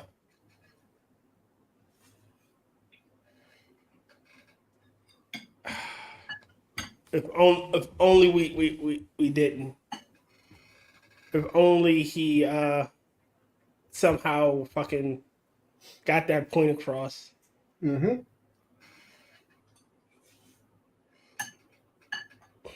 We wouldn't be having this issue. Also, it enrages me that people try to say that he was just as racist as Wilson. Oh no. So a woman comes out now. 30 years ago, Donald Trump, Jeffrey Epstein took her to Trump's brownstone in New York, Mm-hmm. and he groped her. And she's now coming out just now to talk about it. Mm-hmm. Uh, Again, and then the left is going, "Oh, you gotta believe her because she's a woman. You gotta believe her." And I'm having the same reaction I had with the shit with Bill Cosby. Mm-hmm. You wait 15, 20, 30 years to bring this up. No evidence, no way for someone to verify your claim. To when it's advantageous for you to get 15 minutes of fame from it. Mm-hmm. Sus. Mm-hmm. I instantly don't believe you on the grounds that if this was truly an issue, you'd have brought this shit up earlier. There'd be documents of you bringing this shit up earlier. There's evidence. There's, oh, well, here's the police report. If you go back to this county in this place, you can find when I filed the police report. Okay, I'm going to label that as credible. There's a paper trail. You brought this shit up back then. I'm more inclined to believe it happened. Oh, well, why didn't you go to police? Oh, well, he was so powerful and whatnot. Really? Mm-hmm. And the latest one, Donald Trump, again, he's not the 16 years when he was running, not in 2016 when he was running for president, not in 2020 when he was running for president, 2024 when he's doing bad against Kamala, and you happen to be a Democrat. Mm-hmm. It's like this shit. Go ahead. The thing that drives me particularly insane is there was a early incidence of something similar to this, Mm-hmm. which happened while he was president, where one of the people that said that they were one of Epstein's victims Mm-hmm. came forward, gave a story to the press. The press then looked at the story and said, "This sounds like Donald Trump." They wrote it as the victim coming forward to tell what happened to her at Donald Trump's hands. And the victim came out and said, no, that never happened. He never... Yep. The victim had to come out and say, okay, I'm the victim that this was about. Mm-hmm. That can be verified. Mm-hmm. I at no point said that Trump did any of this to me. And I wouldn't have said that Trump did any of this to me. Because when I was able to get out, the person that helped me get out was Trump. And when he helped me get out, that was when they had a falling out. And a public one at that. Yeah, the public falling out that everyone is able to verify that, yeah, there were a bunch of times when Trump and Epstein were seen together from this date to this date, and then after this date, they didn't really see each other, and they kind of avoided each other. I got one better for you, Sanguine. Trump helped the FBI when they were investigating him. Yep. I keep saying this, and I'm going to say this till I'm blue in the face. If they had any credible, if Trump was on any of the flight logs or any of the lists, they'd have threw everybody underneath that bus to take him down. Yep. If he was honestly on that list. But they don't. He's not there. They'd have got Andrews. You can't tell me fucking Andrew's not on that motherfucker. They'd have sacrificed Andrew. They'd have sacrificed every motherfucking body they can if they could honestly say if Donald Trump was on that list. Mm-hmm. You know, and if he was on that list going to the island. Because the thing is that just being on his private plane, going someplace, is not evidence that you abuse children. Nope. Being on that plane, going to or from his island, that sure as fuck is, to my mind. So, if they had evidence that he had been to the island, was flown to and from the island, yep, what they had was, well, he did borrow Epstein's plane at several times, and that's in the flight log. By the way, why is it that that's the only section of the flight log that you're allowing anyone to see is the part with his name? And it doesn't ignoring say Clinton's to the island. It says that he's going from New York to LA. And you're ignoring Clinton's on there? Yep, and like I said, it's the fact that that's the specific part. The rest of it's still redacted. The rest of it still isn't visible. But they went, see, he rode Epstein's private jet. And then you look at where he rode Epstein's private jet, and it was like Epstein's private jet to LA. And from LA to New York. Where did he stay while he was there? Oh, he stayed at one of his own properties? Okay. So you have rich man with jet, lets rich man fly jet, not to one of his properties, not to his island where all these events were known to have taken place. And that's clear evidence that he was doing this, but you're only exposing that small section. You aren't talking about anything else. And again, he went from big city to big city on short notice, according to the flight logs. Which that kind of sounds like, oh shit, I need to be here by this time today.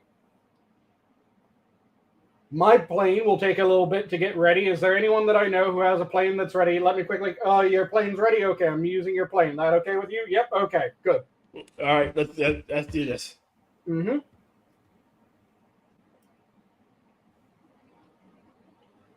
But it's fucking insane. Mm-hmm. The all right, how is out of my existence for forever. That's 1, 2, 3, 4, 5, 6, 7, 8, 9, 10 days. I think I can survive with that cow for 10 days. It's gonna be What the about longest 10 cow? days of my life. Kamala. Ah. When that hole she gets crammed back into that hellhole.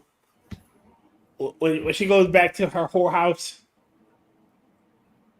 Oh, I still find it hilarious.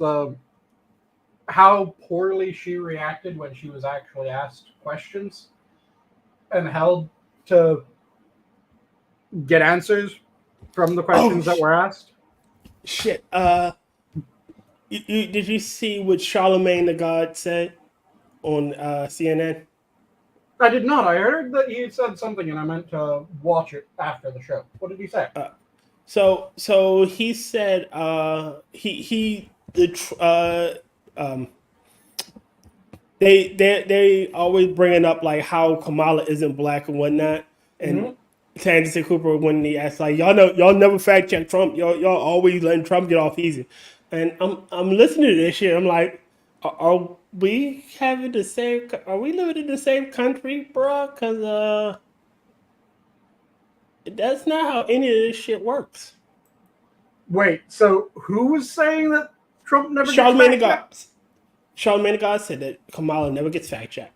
Oh, Kamala doesn't? Oh Yeah. no, not Kamala. Donald Trump never gets fact checked, and they carried water when he said that she wasn't black. They ran with it, and he heard them running with it, and how stupid this shit was. Like, yeah, and Anthony Cooper goes, no, that never happened. We've never said that. We never Mm-hmm. brought up the black issue.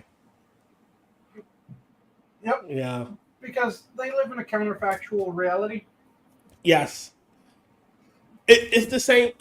Sorry to bring this up again, but it's the same thing with the fucking her being border czar. Oh no, she was never border czar.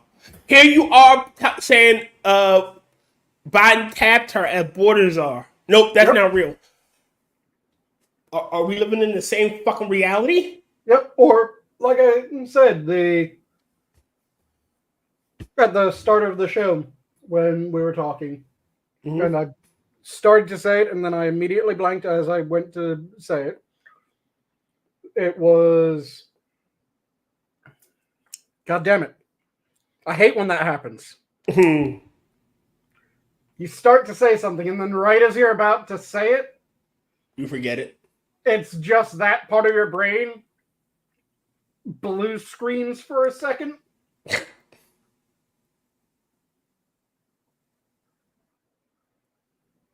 What the fuck was it? Oh, the NBC Yes. saying that media needs to stop fact checking both sides because when you fact check both sides, that benefits the Republicans.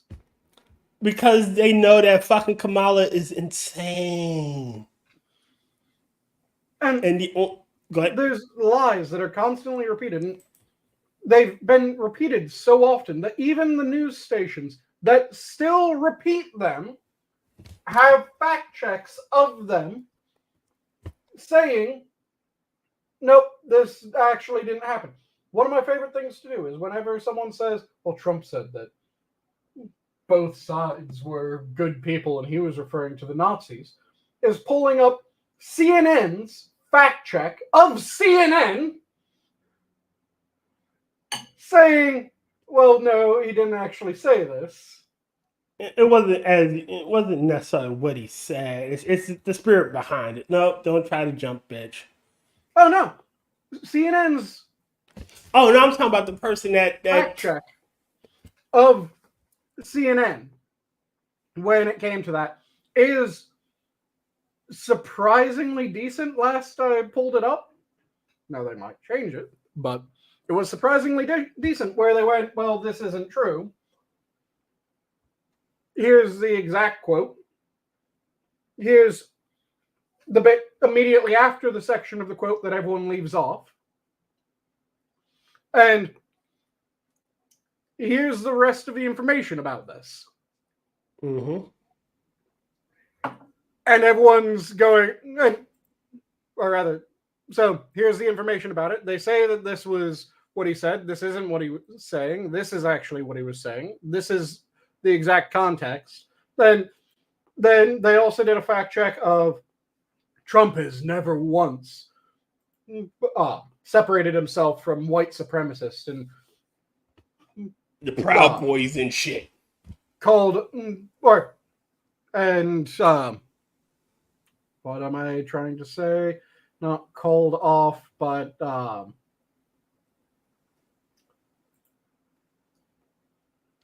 condemned white supremacists. He's never condemned white supremacists. And in their own fact check, they're going, okay, so here's the first time that he overtly condemned white supremacy. Well, I said the first time, but actually, if you really want to talk about the first time that he did it, the first time would be during his State of the Union, when he said that if you open your heart to patriotism, there is no room for any hate or racism. Which, by the way, I fucking love that line. That's a fantastic line. Whoever wrote that line, good fucking job. But they go through line after line after line throughout his entire presidency where he's going like, yeah, white supremacists suck. Why would anyone be in favor of white supremacists? Yeah, neo-Nazis suck. Why would anyone be in favor of neo-Nazis? Yeah, that group sucks. Why would anyone be in favor of them?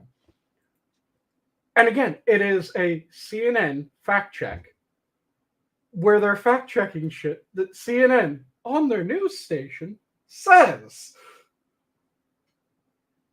And it's one of those, goddamn it, you can't even acknowledge that your own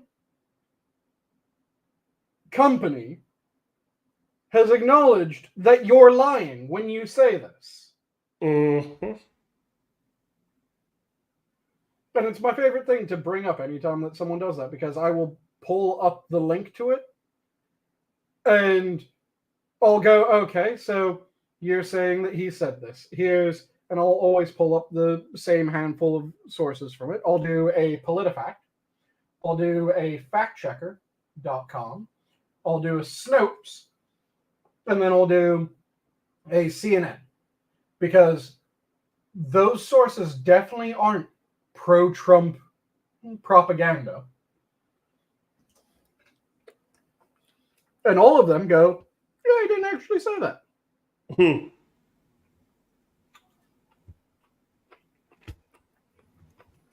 But they want him to be, it's projection, they want him to do what they want to do. And the more they want him to do it, the more unhinged they look. Again, 10 more days and then she's out of my existence. You know, I just got to deal with her for a month. Because she can't get her old job back. Yo, Shea Gorak. So there are definitely more airplanes at the bottom of the sea than there are submarines in the sky. Yeah, but there is also a German submarine in the middle of the U.S. My deaf girlfriend was talking in her sleep last night. She almost poked my eye out. Nice. My kid got hospitalized from a peekaboo game accident. They're currently in the ICU. Wisconsin, no? Yes, I believe it's in Wisconsin. Yeah. It's either Wisconsin or Illinois. It's in the Midwest, though. Did you know that the Titanic claimed 4 more lives after it sank? The Ocean Gate? Yep. Mm-hmm.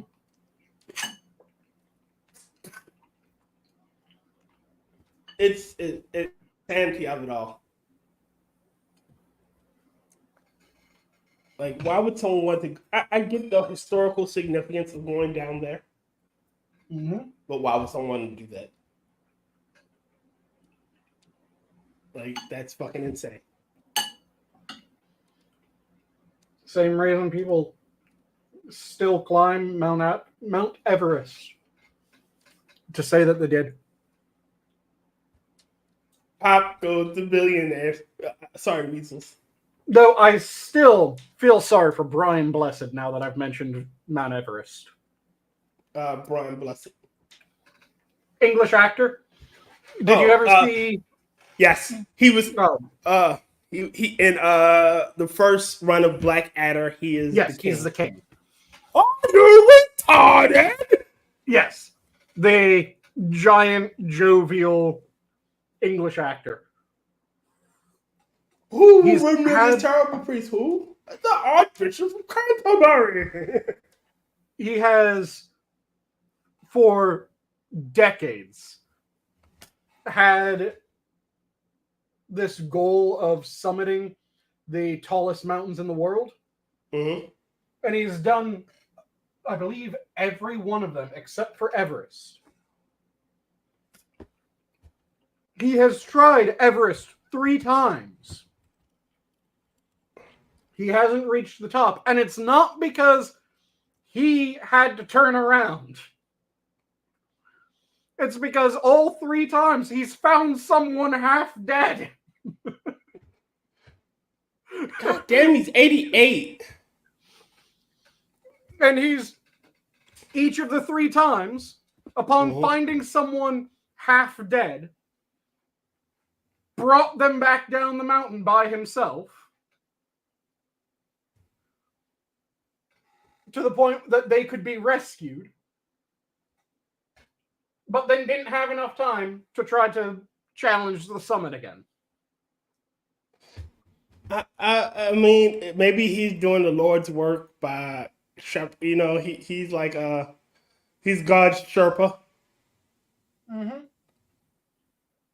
But like I said, I feel sorry for him because he has this kind of life goal or challenge for himself that he wants to summit all of the tallest mountains in the world. And every time that he tries Mount Everest, some asshole's half dead, and he's the one that finds them, and has to go, well, fuck, this goes that climb, as he brings them back down the mountain.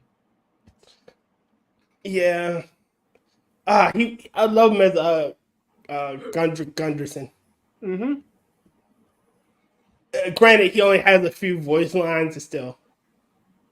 He just has such an iconic voice. I mean, he was born to play that dwarf. Mm-hmm. And I'm glad it's gun. Like I'm glad he does. If they do if they do bring back Gunderson as a lord with actual fucking lines, I hope they bring him into voice the role. Oh shit! In the audio dramas for Age of Sigmar, Realm Slayer, and Realm Slayer Old Blood, Blood of the Old Word, he is Godric Gunderson. Nice. Yeah, Brian Blessed just has such a fantastic voice.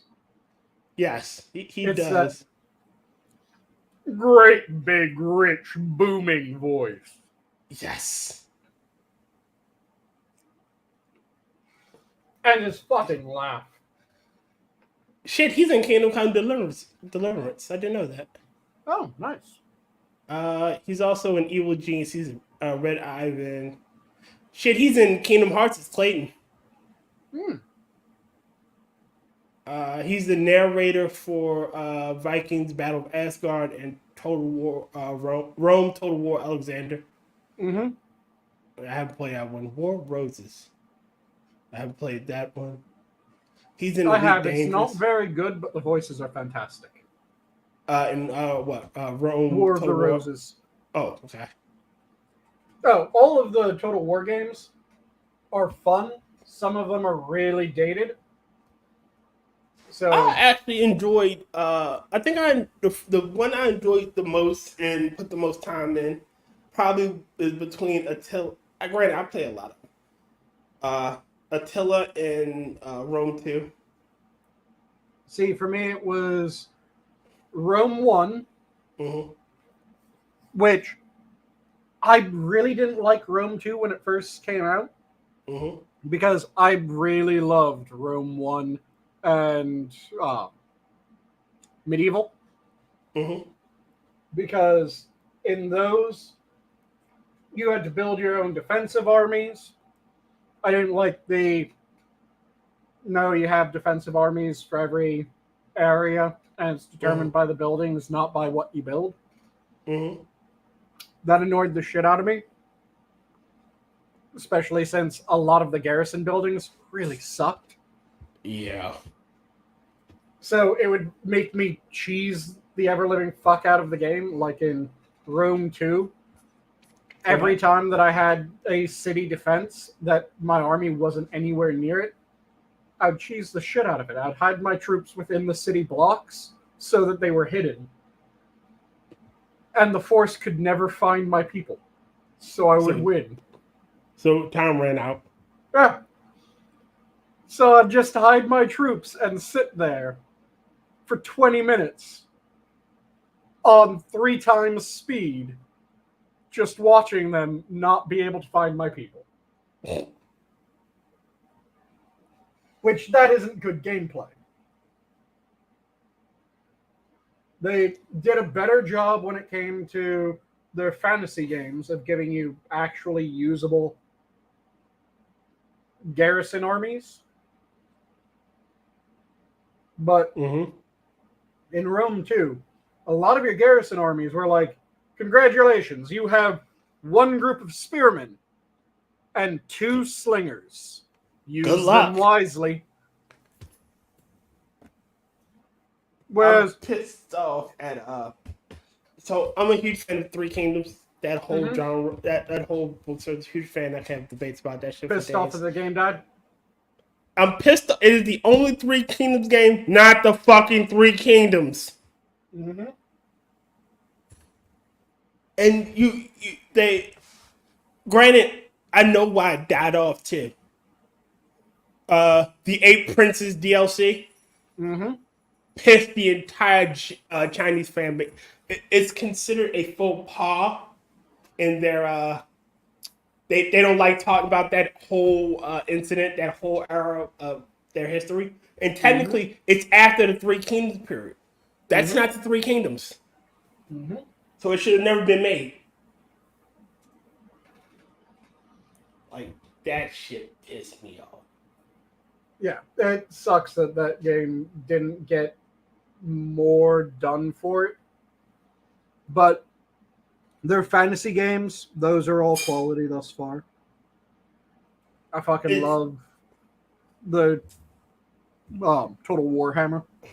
North is never going to get any love. North is never going to get any additional support again. North is the only fucking faction that hasn't gotten any type of update. Dude, think about how long it was before Dwarves got an update. Yes. Like, Northca isn't getting shit. North, I think they're going to just ignore Northca. The only army that constantly gets shit is Beastmen. The one that constantly gets shit is the Empire. Empire Beastmen. They still haven't added in halflings because they should be their own fucking faction. No. Empire gets shit occasionally, but Empire gets shit during Empire-centric updates. Beastmen get shit. If any Chaos get shit, Beastmen get it too. Yeah. So, the army that constantly just gets shit is Beastmen. I guess Skaven. Then we still haven't gotten additional support for the Tomb Kings or additional love for the Tomb Kings. Yeah, Tomb Kings and Vampire Coast. Nope, Bretonnia got shit. Tomb Kings, Norska, Vampire Coast. What? Who else? Because there's somebody else that hasn't gotten anything. And technically, Bretonnia. Norska got something more recent than the Vampire Coast. What did Norska get? They got Throg. No, it came with Throg. No, Throg was DLC. Really? It came with Wolfric. Yeah, Wolf and Throg, like the Ogre King. I'm pretty sure Throg was DLC. It came. When they put Norska in, they put both those legendary lords in. They were the only legendary lords those two have. They are part of the DLC. Okay, I could be wrong then.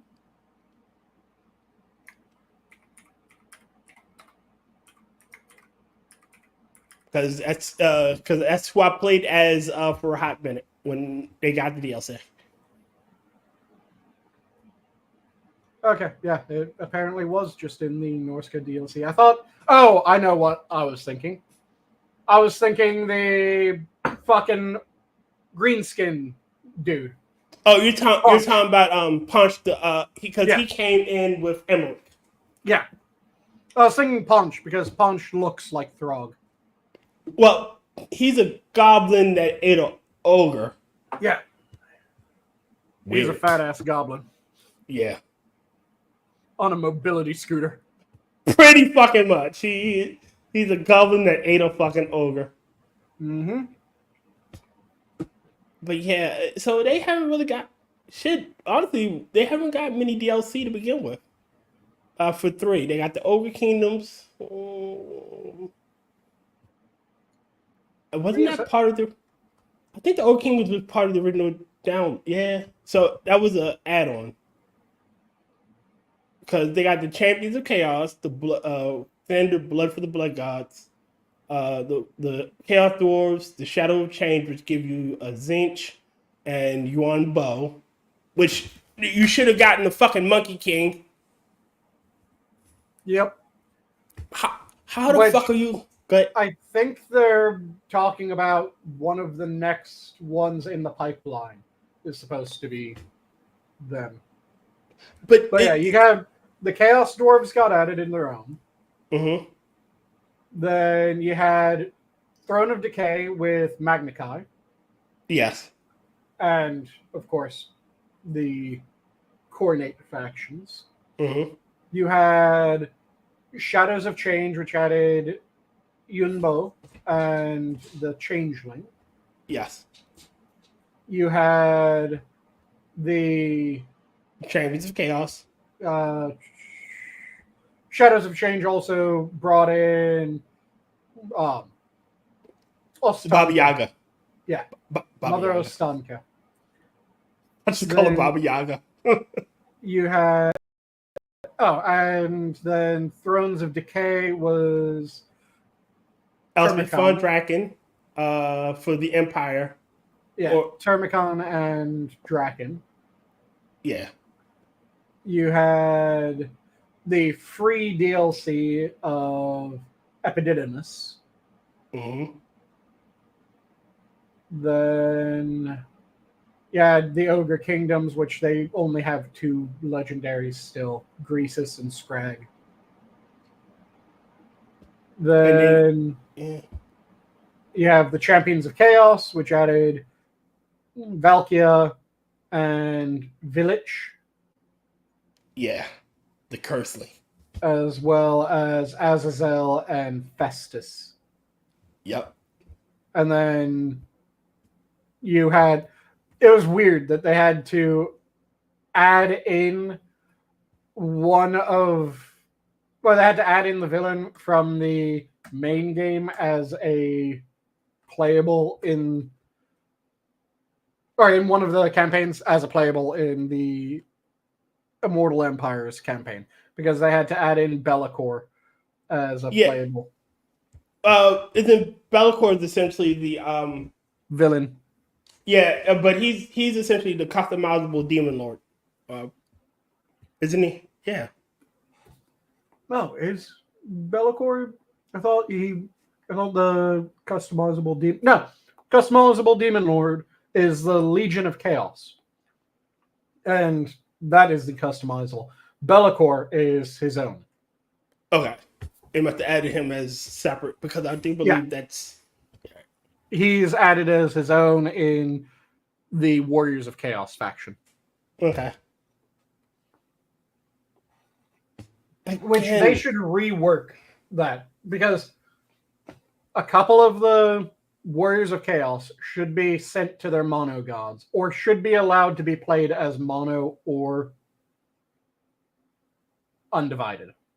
I think that's what they should be. It should be some of them should be Chaos Undivided.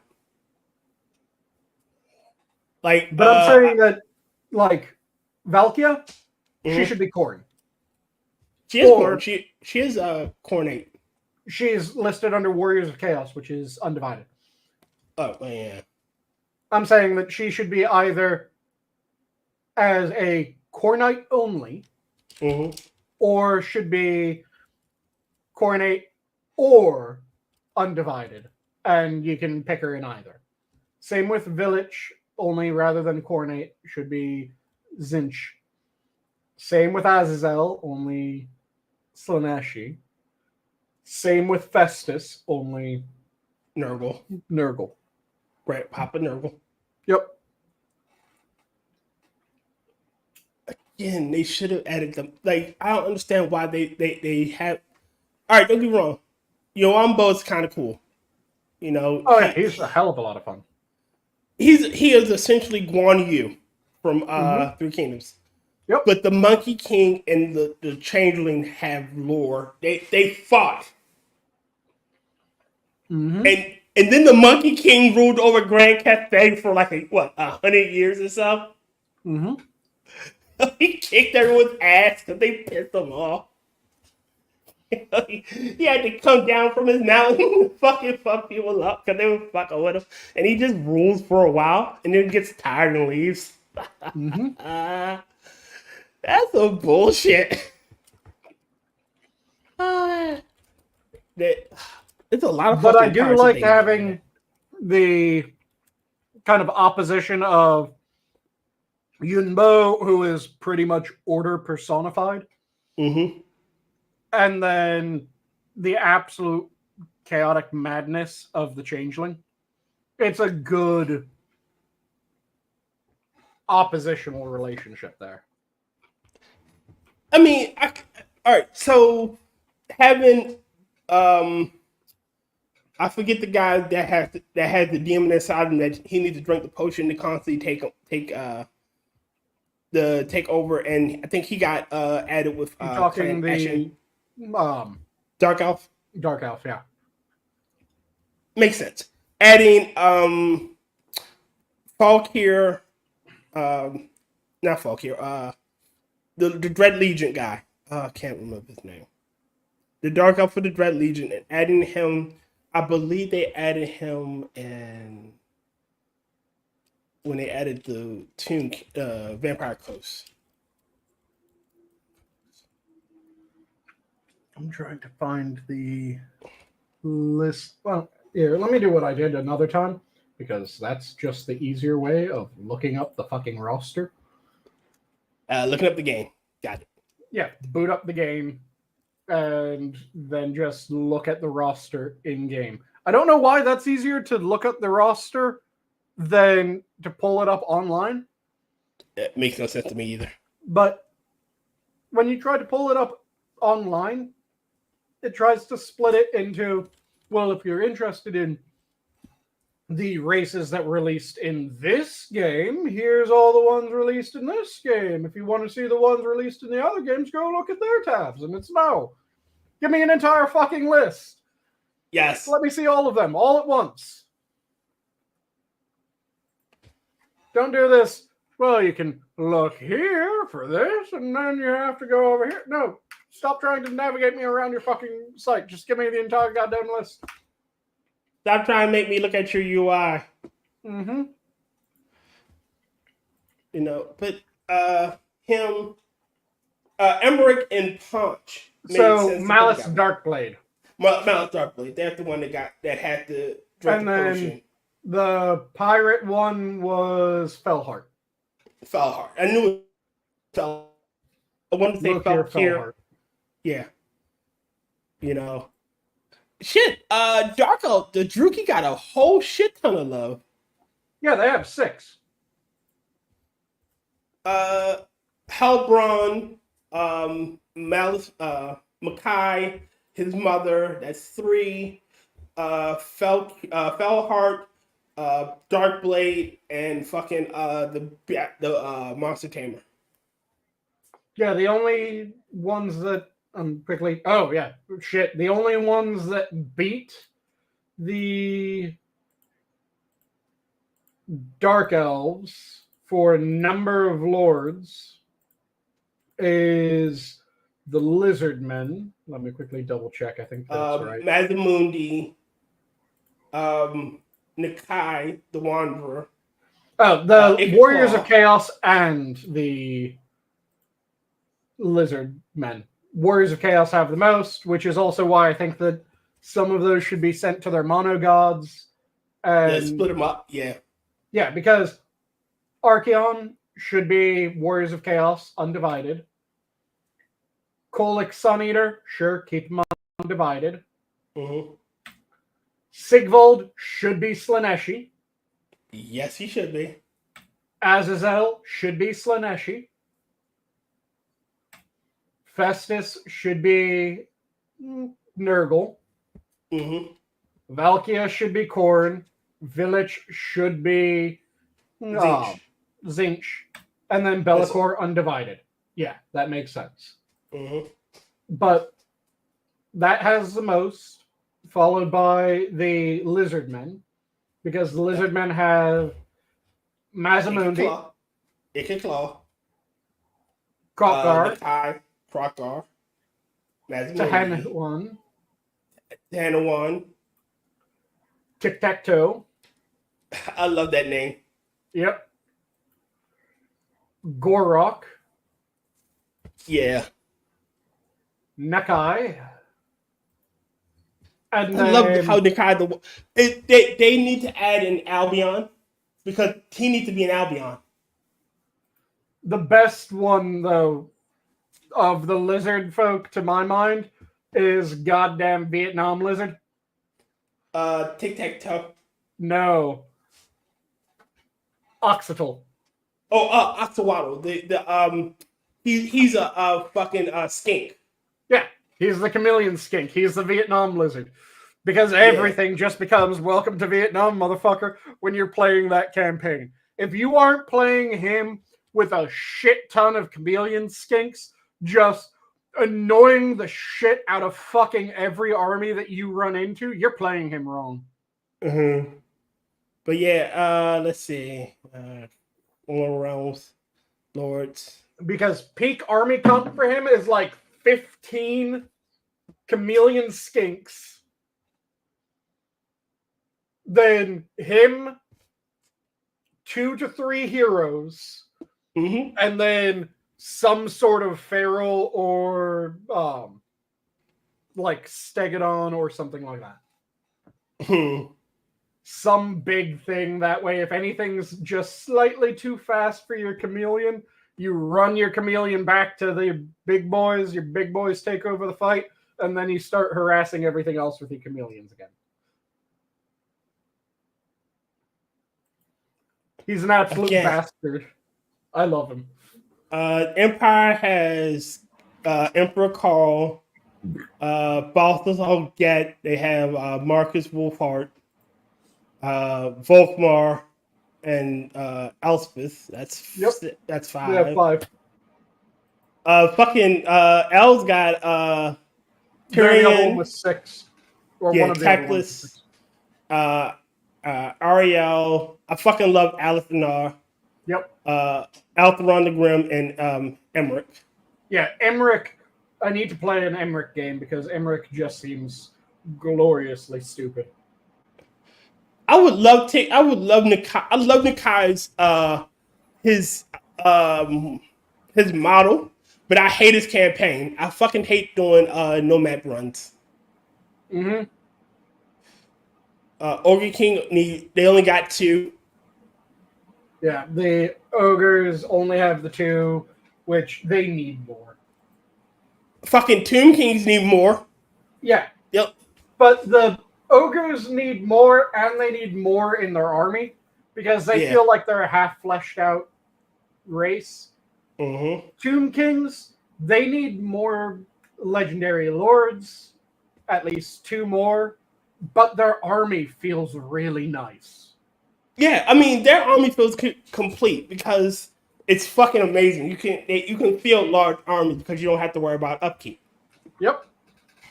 And you can wield either large armies with a shit ton of models, or you can wield few models, but just absolute goddamn monsters with their constructs. Mm-hmm. So they're in Fucking a good place army wise. They just need a couple more legendary lords. yeah. And Skaven some got shit legendary ton. heroes. They don't have a single fucking legendary hero. Who? Tomb King. Nope. They need legendary heroes. Yeah, Honestly, they should get access to Gunderson. They need the insane Tomb King dwarf. No, he should be a legendary lord, not a legendary hero. I'm saying as a legendary lord. Yeah. They need So him as and a he should be able to legendary lord. access dwarven units. And then his daughter should be a legendary hero. Yeah. And again, And, he should be able to access. He should be like Nikai can. Sorry, not Nikai. Ark can access vampire count units. mm-hmm. He should be able to access dwarf units. Or at least they should have a couple units that are reskinned dwarven units for him. Yeah, or dwarven models. Yeah. Yep.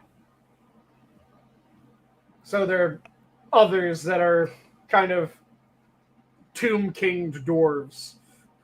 Yeah. But yeah, they just need some legendary heroes and they need legendary lords. But otherwise, their army's solid. Yeah. Shit. What is this? What else? What else need 2 more units? They got 2 more legendary. Orion. Huh? Mm-hmm. They got Orin, they got Dorith, they got the twin girls, and they got Dretchy. Yeah. They need 2 insane tree woman who has. The tree women have massive tits. I never looked at their tits. It's strange because if you pull up the game, look at Durthu. Yeah.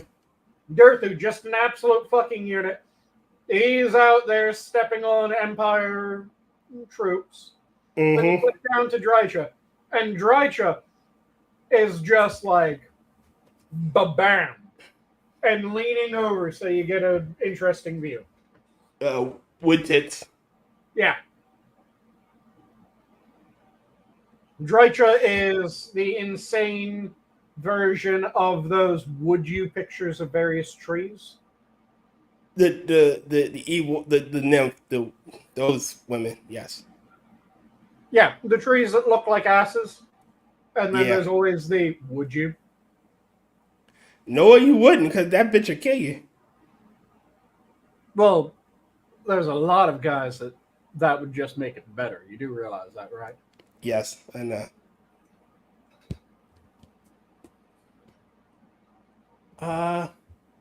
But yeah, the other one that just needs 1 more legendary lord, but their army feels really fucking undertuned, is the vampire counts. Yes. And there's a shit ton of people you could add into that. No, honestly, I think they need to split Helm and Gorsh, and they need to fucking take away Herman, Heinrich Himmler, and Helm and Gorsh. They aren't vampires. No, but they use the same army. Well, they should honestly. Helm Gorsh and should have a necromantic army. They should have like undead units, but they shouldn't have vampire count units. They aren't vampires. They're necromancers. See, what they Like, should do is, I think that they should stay under vampire counts, but okay. their army should change slightly. So rather than going up and including vampire units, Mm-hmm. it should be an expanded roster of zombies and skeletons. Okay. So trim off the various vampires that are typically the high level units, Mm-hmm. but then give them like undead of various other large races. Okay. So like necromantic giants. Yeah, that'd be nice. Ah. So do you know what happens to Craven Tail in the end times? I do not. So, all right. They found the Skaven finally break into the dwarven final hole, their like kingdom, Mm-hmm. and he gets beat to death with the Book of Grudges. Nice. Like this the story goes like he's talking to, he's attacking and the king finally just jumps down, like just start beating him with the goddamn book. Nice. That's what happens to him in the end times. Mm-hmm. And the dwarves now feel like they're complete army. They're They don't still really need but much. they should have Bugman as either an official lord or a legendary No, hero. legendary hero. If they need anything, it's legendary heroes because Yeah. they're at the full 6 complement of legendary lords now. So they're good on legendary lords. I think every army should be brought up to 6, personally. But who would you give for the Bretonians?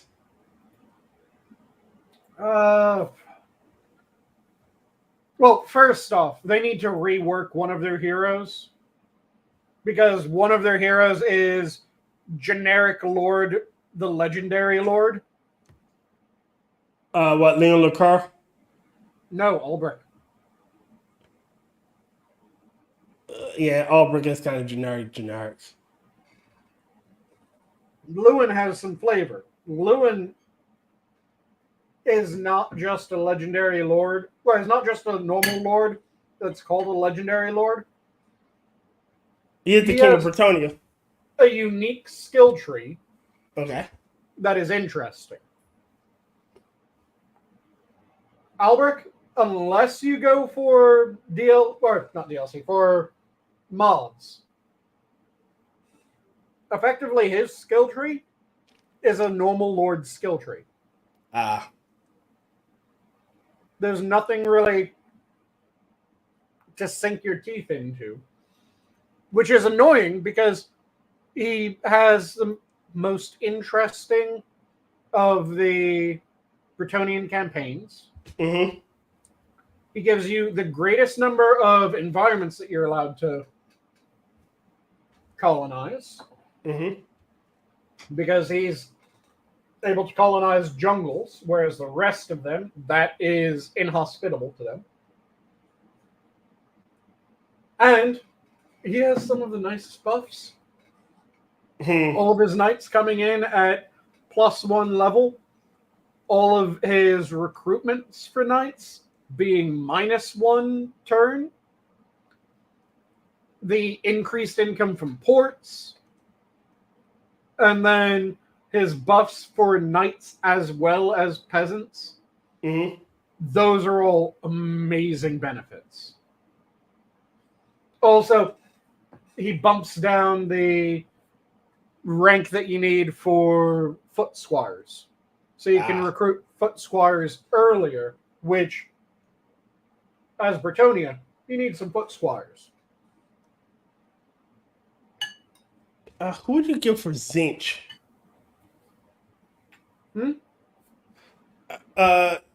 For Zinch's, because you want to bump everybody up to 6. Oh, yeah. So, for Zinch, there's one of the legendary lords is not a legendary lord that you can choose from the beginning. They're a legendary lord that you unlock with Tzeentch, and I'm trying to remember who the fuck it is. It's one of the multi-headed ones. Oh, you're talking about the change. You're talking about the Curseling. Yes.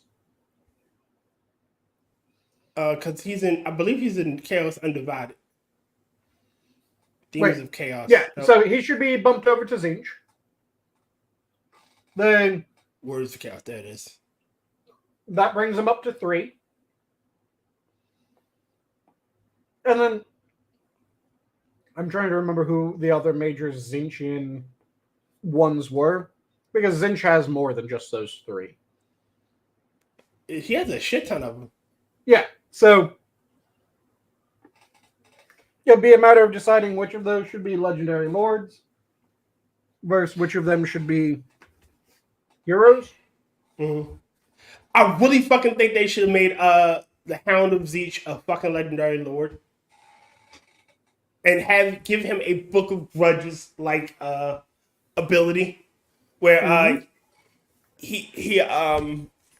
give him Alp Anar's ability where he essentially has a hit list. Oh, you mean the Hound of Corn, not the Hound of Tzeentch? Yeah, the Hound of Corn. Like give him Alp Anar's hit list, and that would be fucking perfect.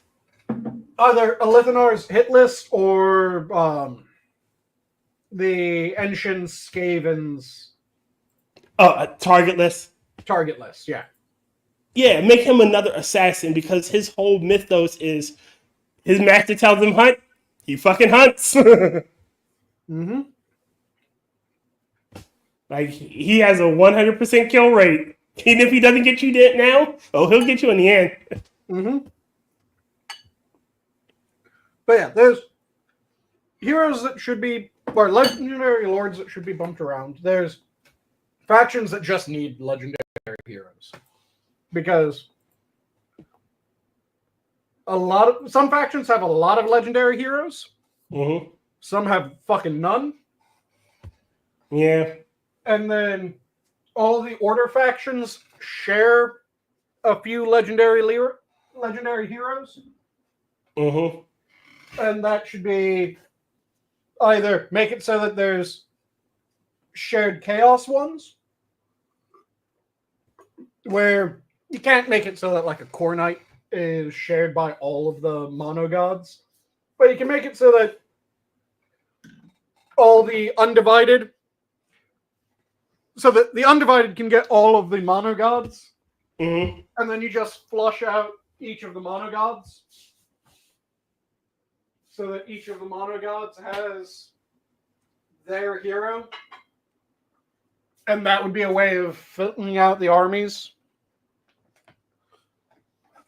Because, yeah, every army should have legendary heroes. Every army should have legendary lords. I'm fine with Order Chaos legendary heroes.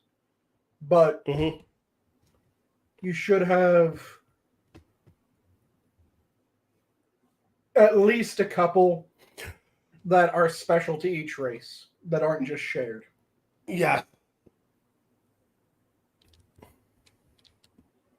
What time is it? God damn, it's 2:00. Oh, yeah, shit. We should probably wrap up. Yeah, time flies when you're having fun. Do you want to give your parting words? If you're passionate about Sanguine, don't devour him this time. Let him devour you. I do hunger. And I'll leave off with, I have no use for people that turn as I turn and nod as I nod. My shadow already does that much better anyways. And with that, have a good night all. The zoo is closed. Night. And now I click this, and I wait a second.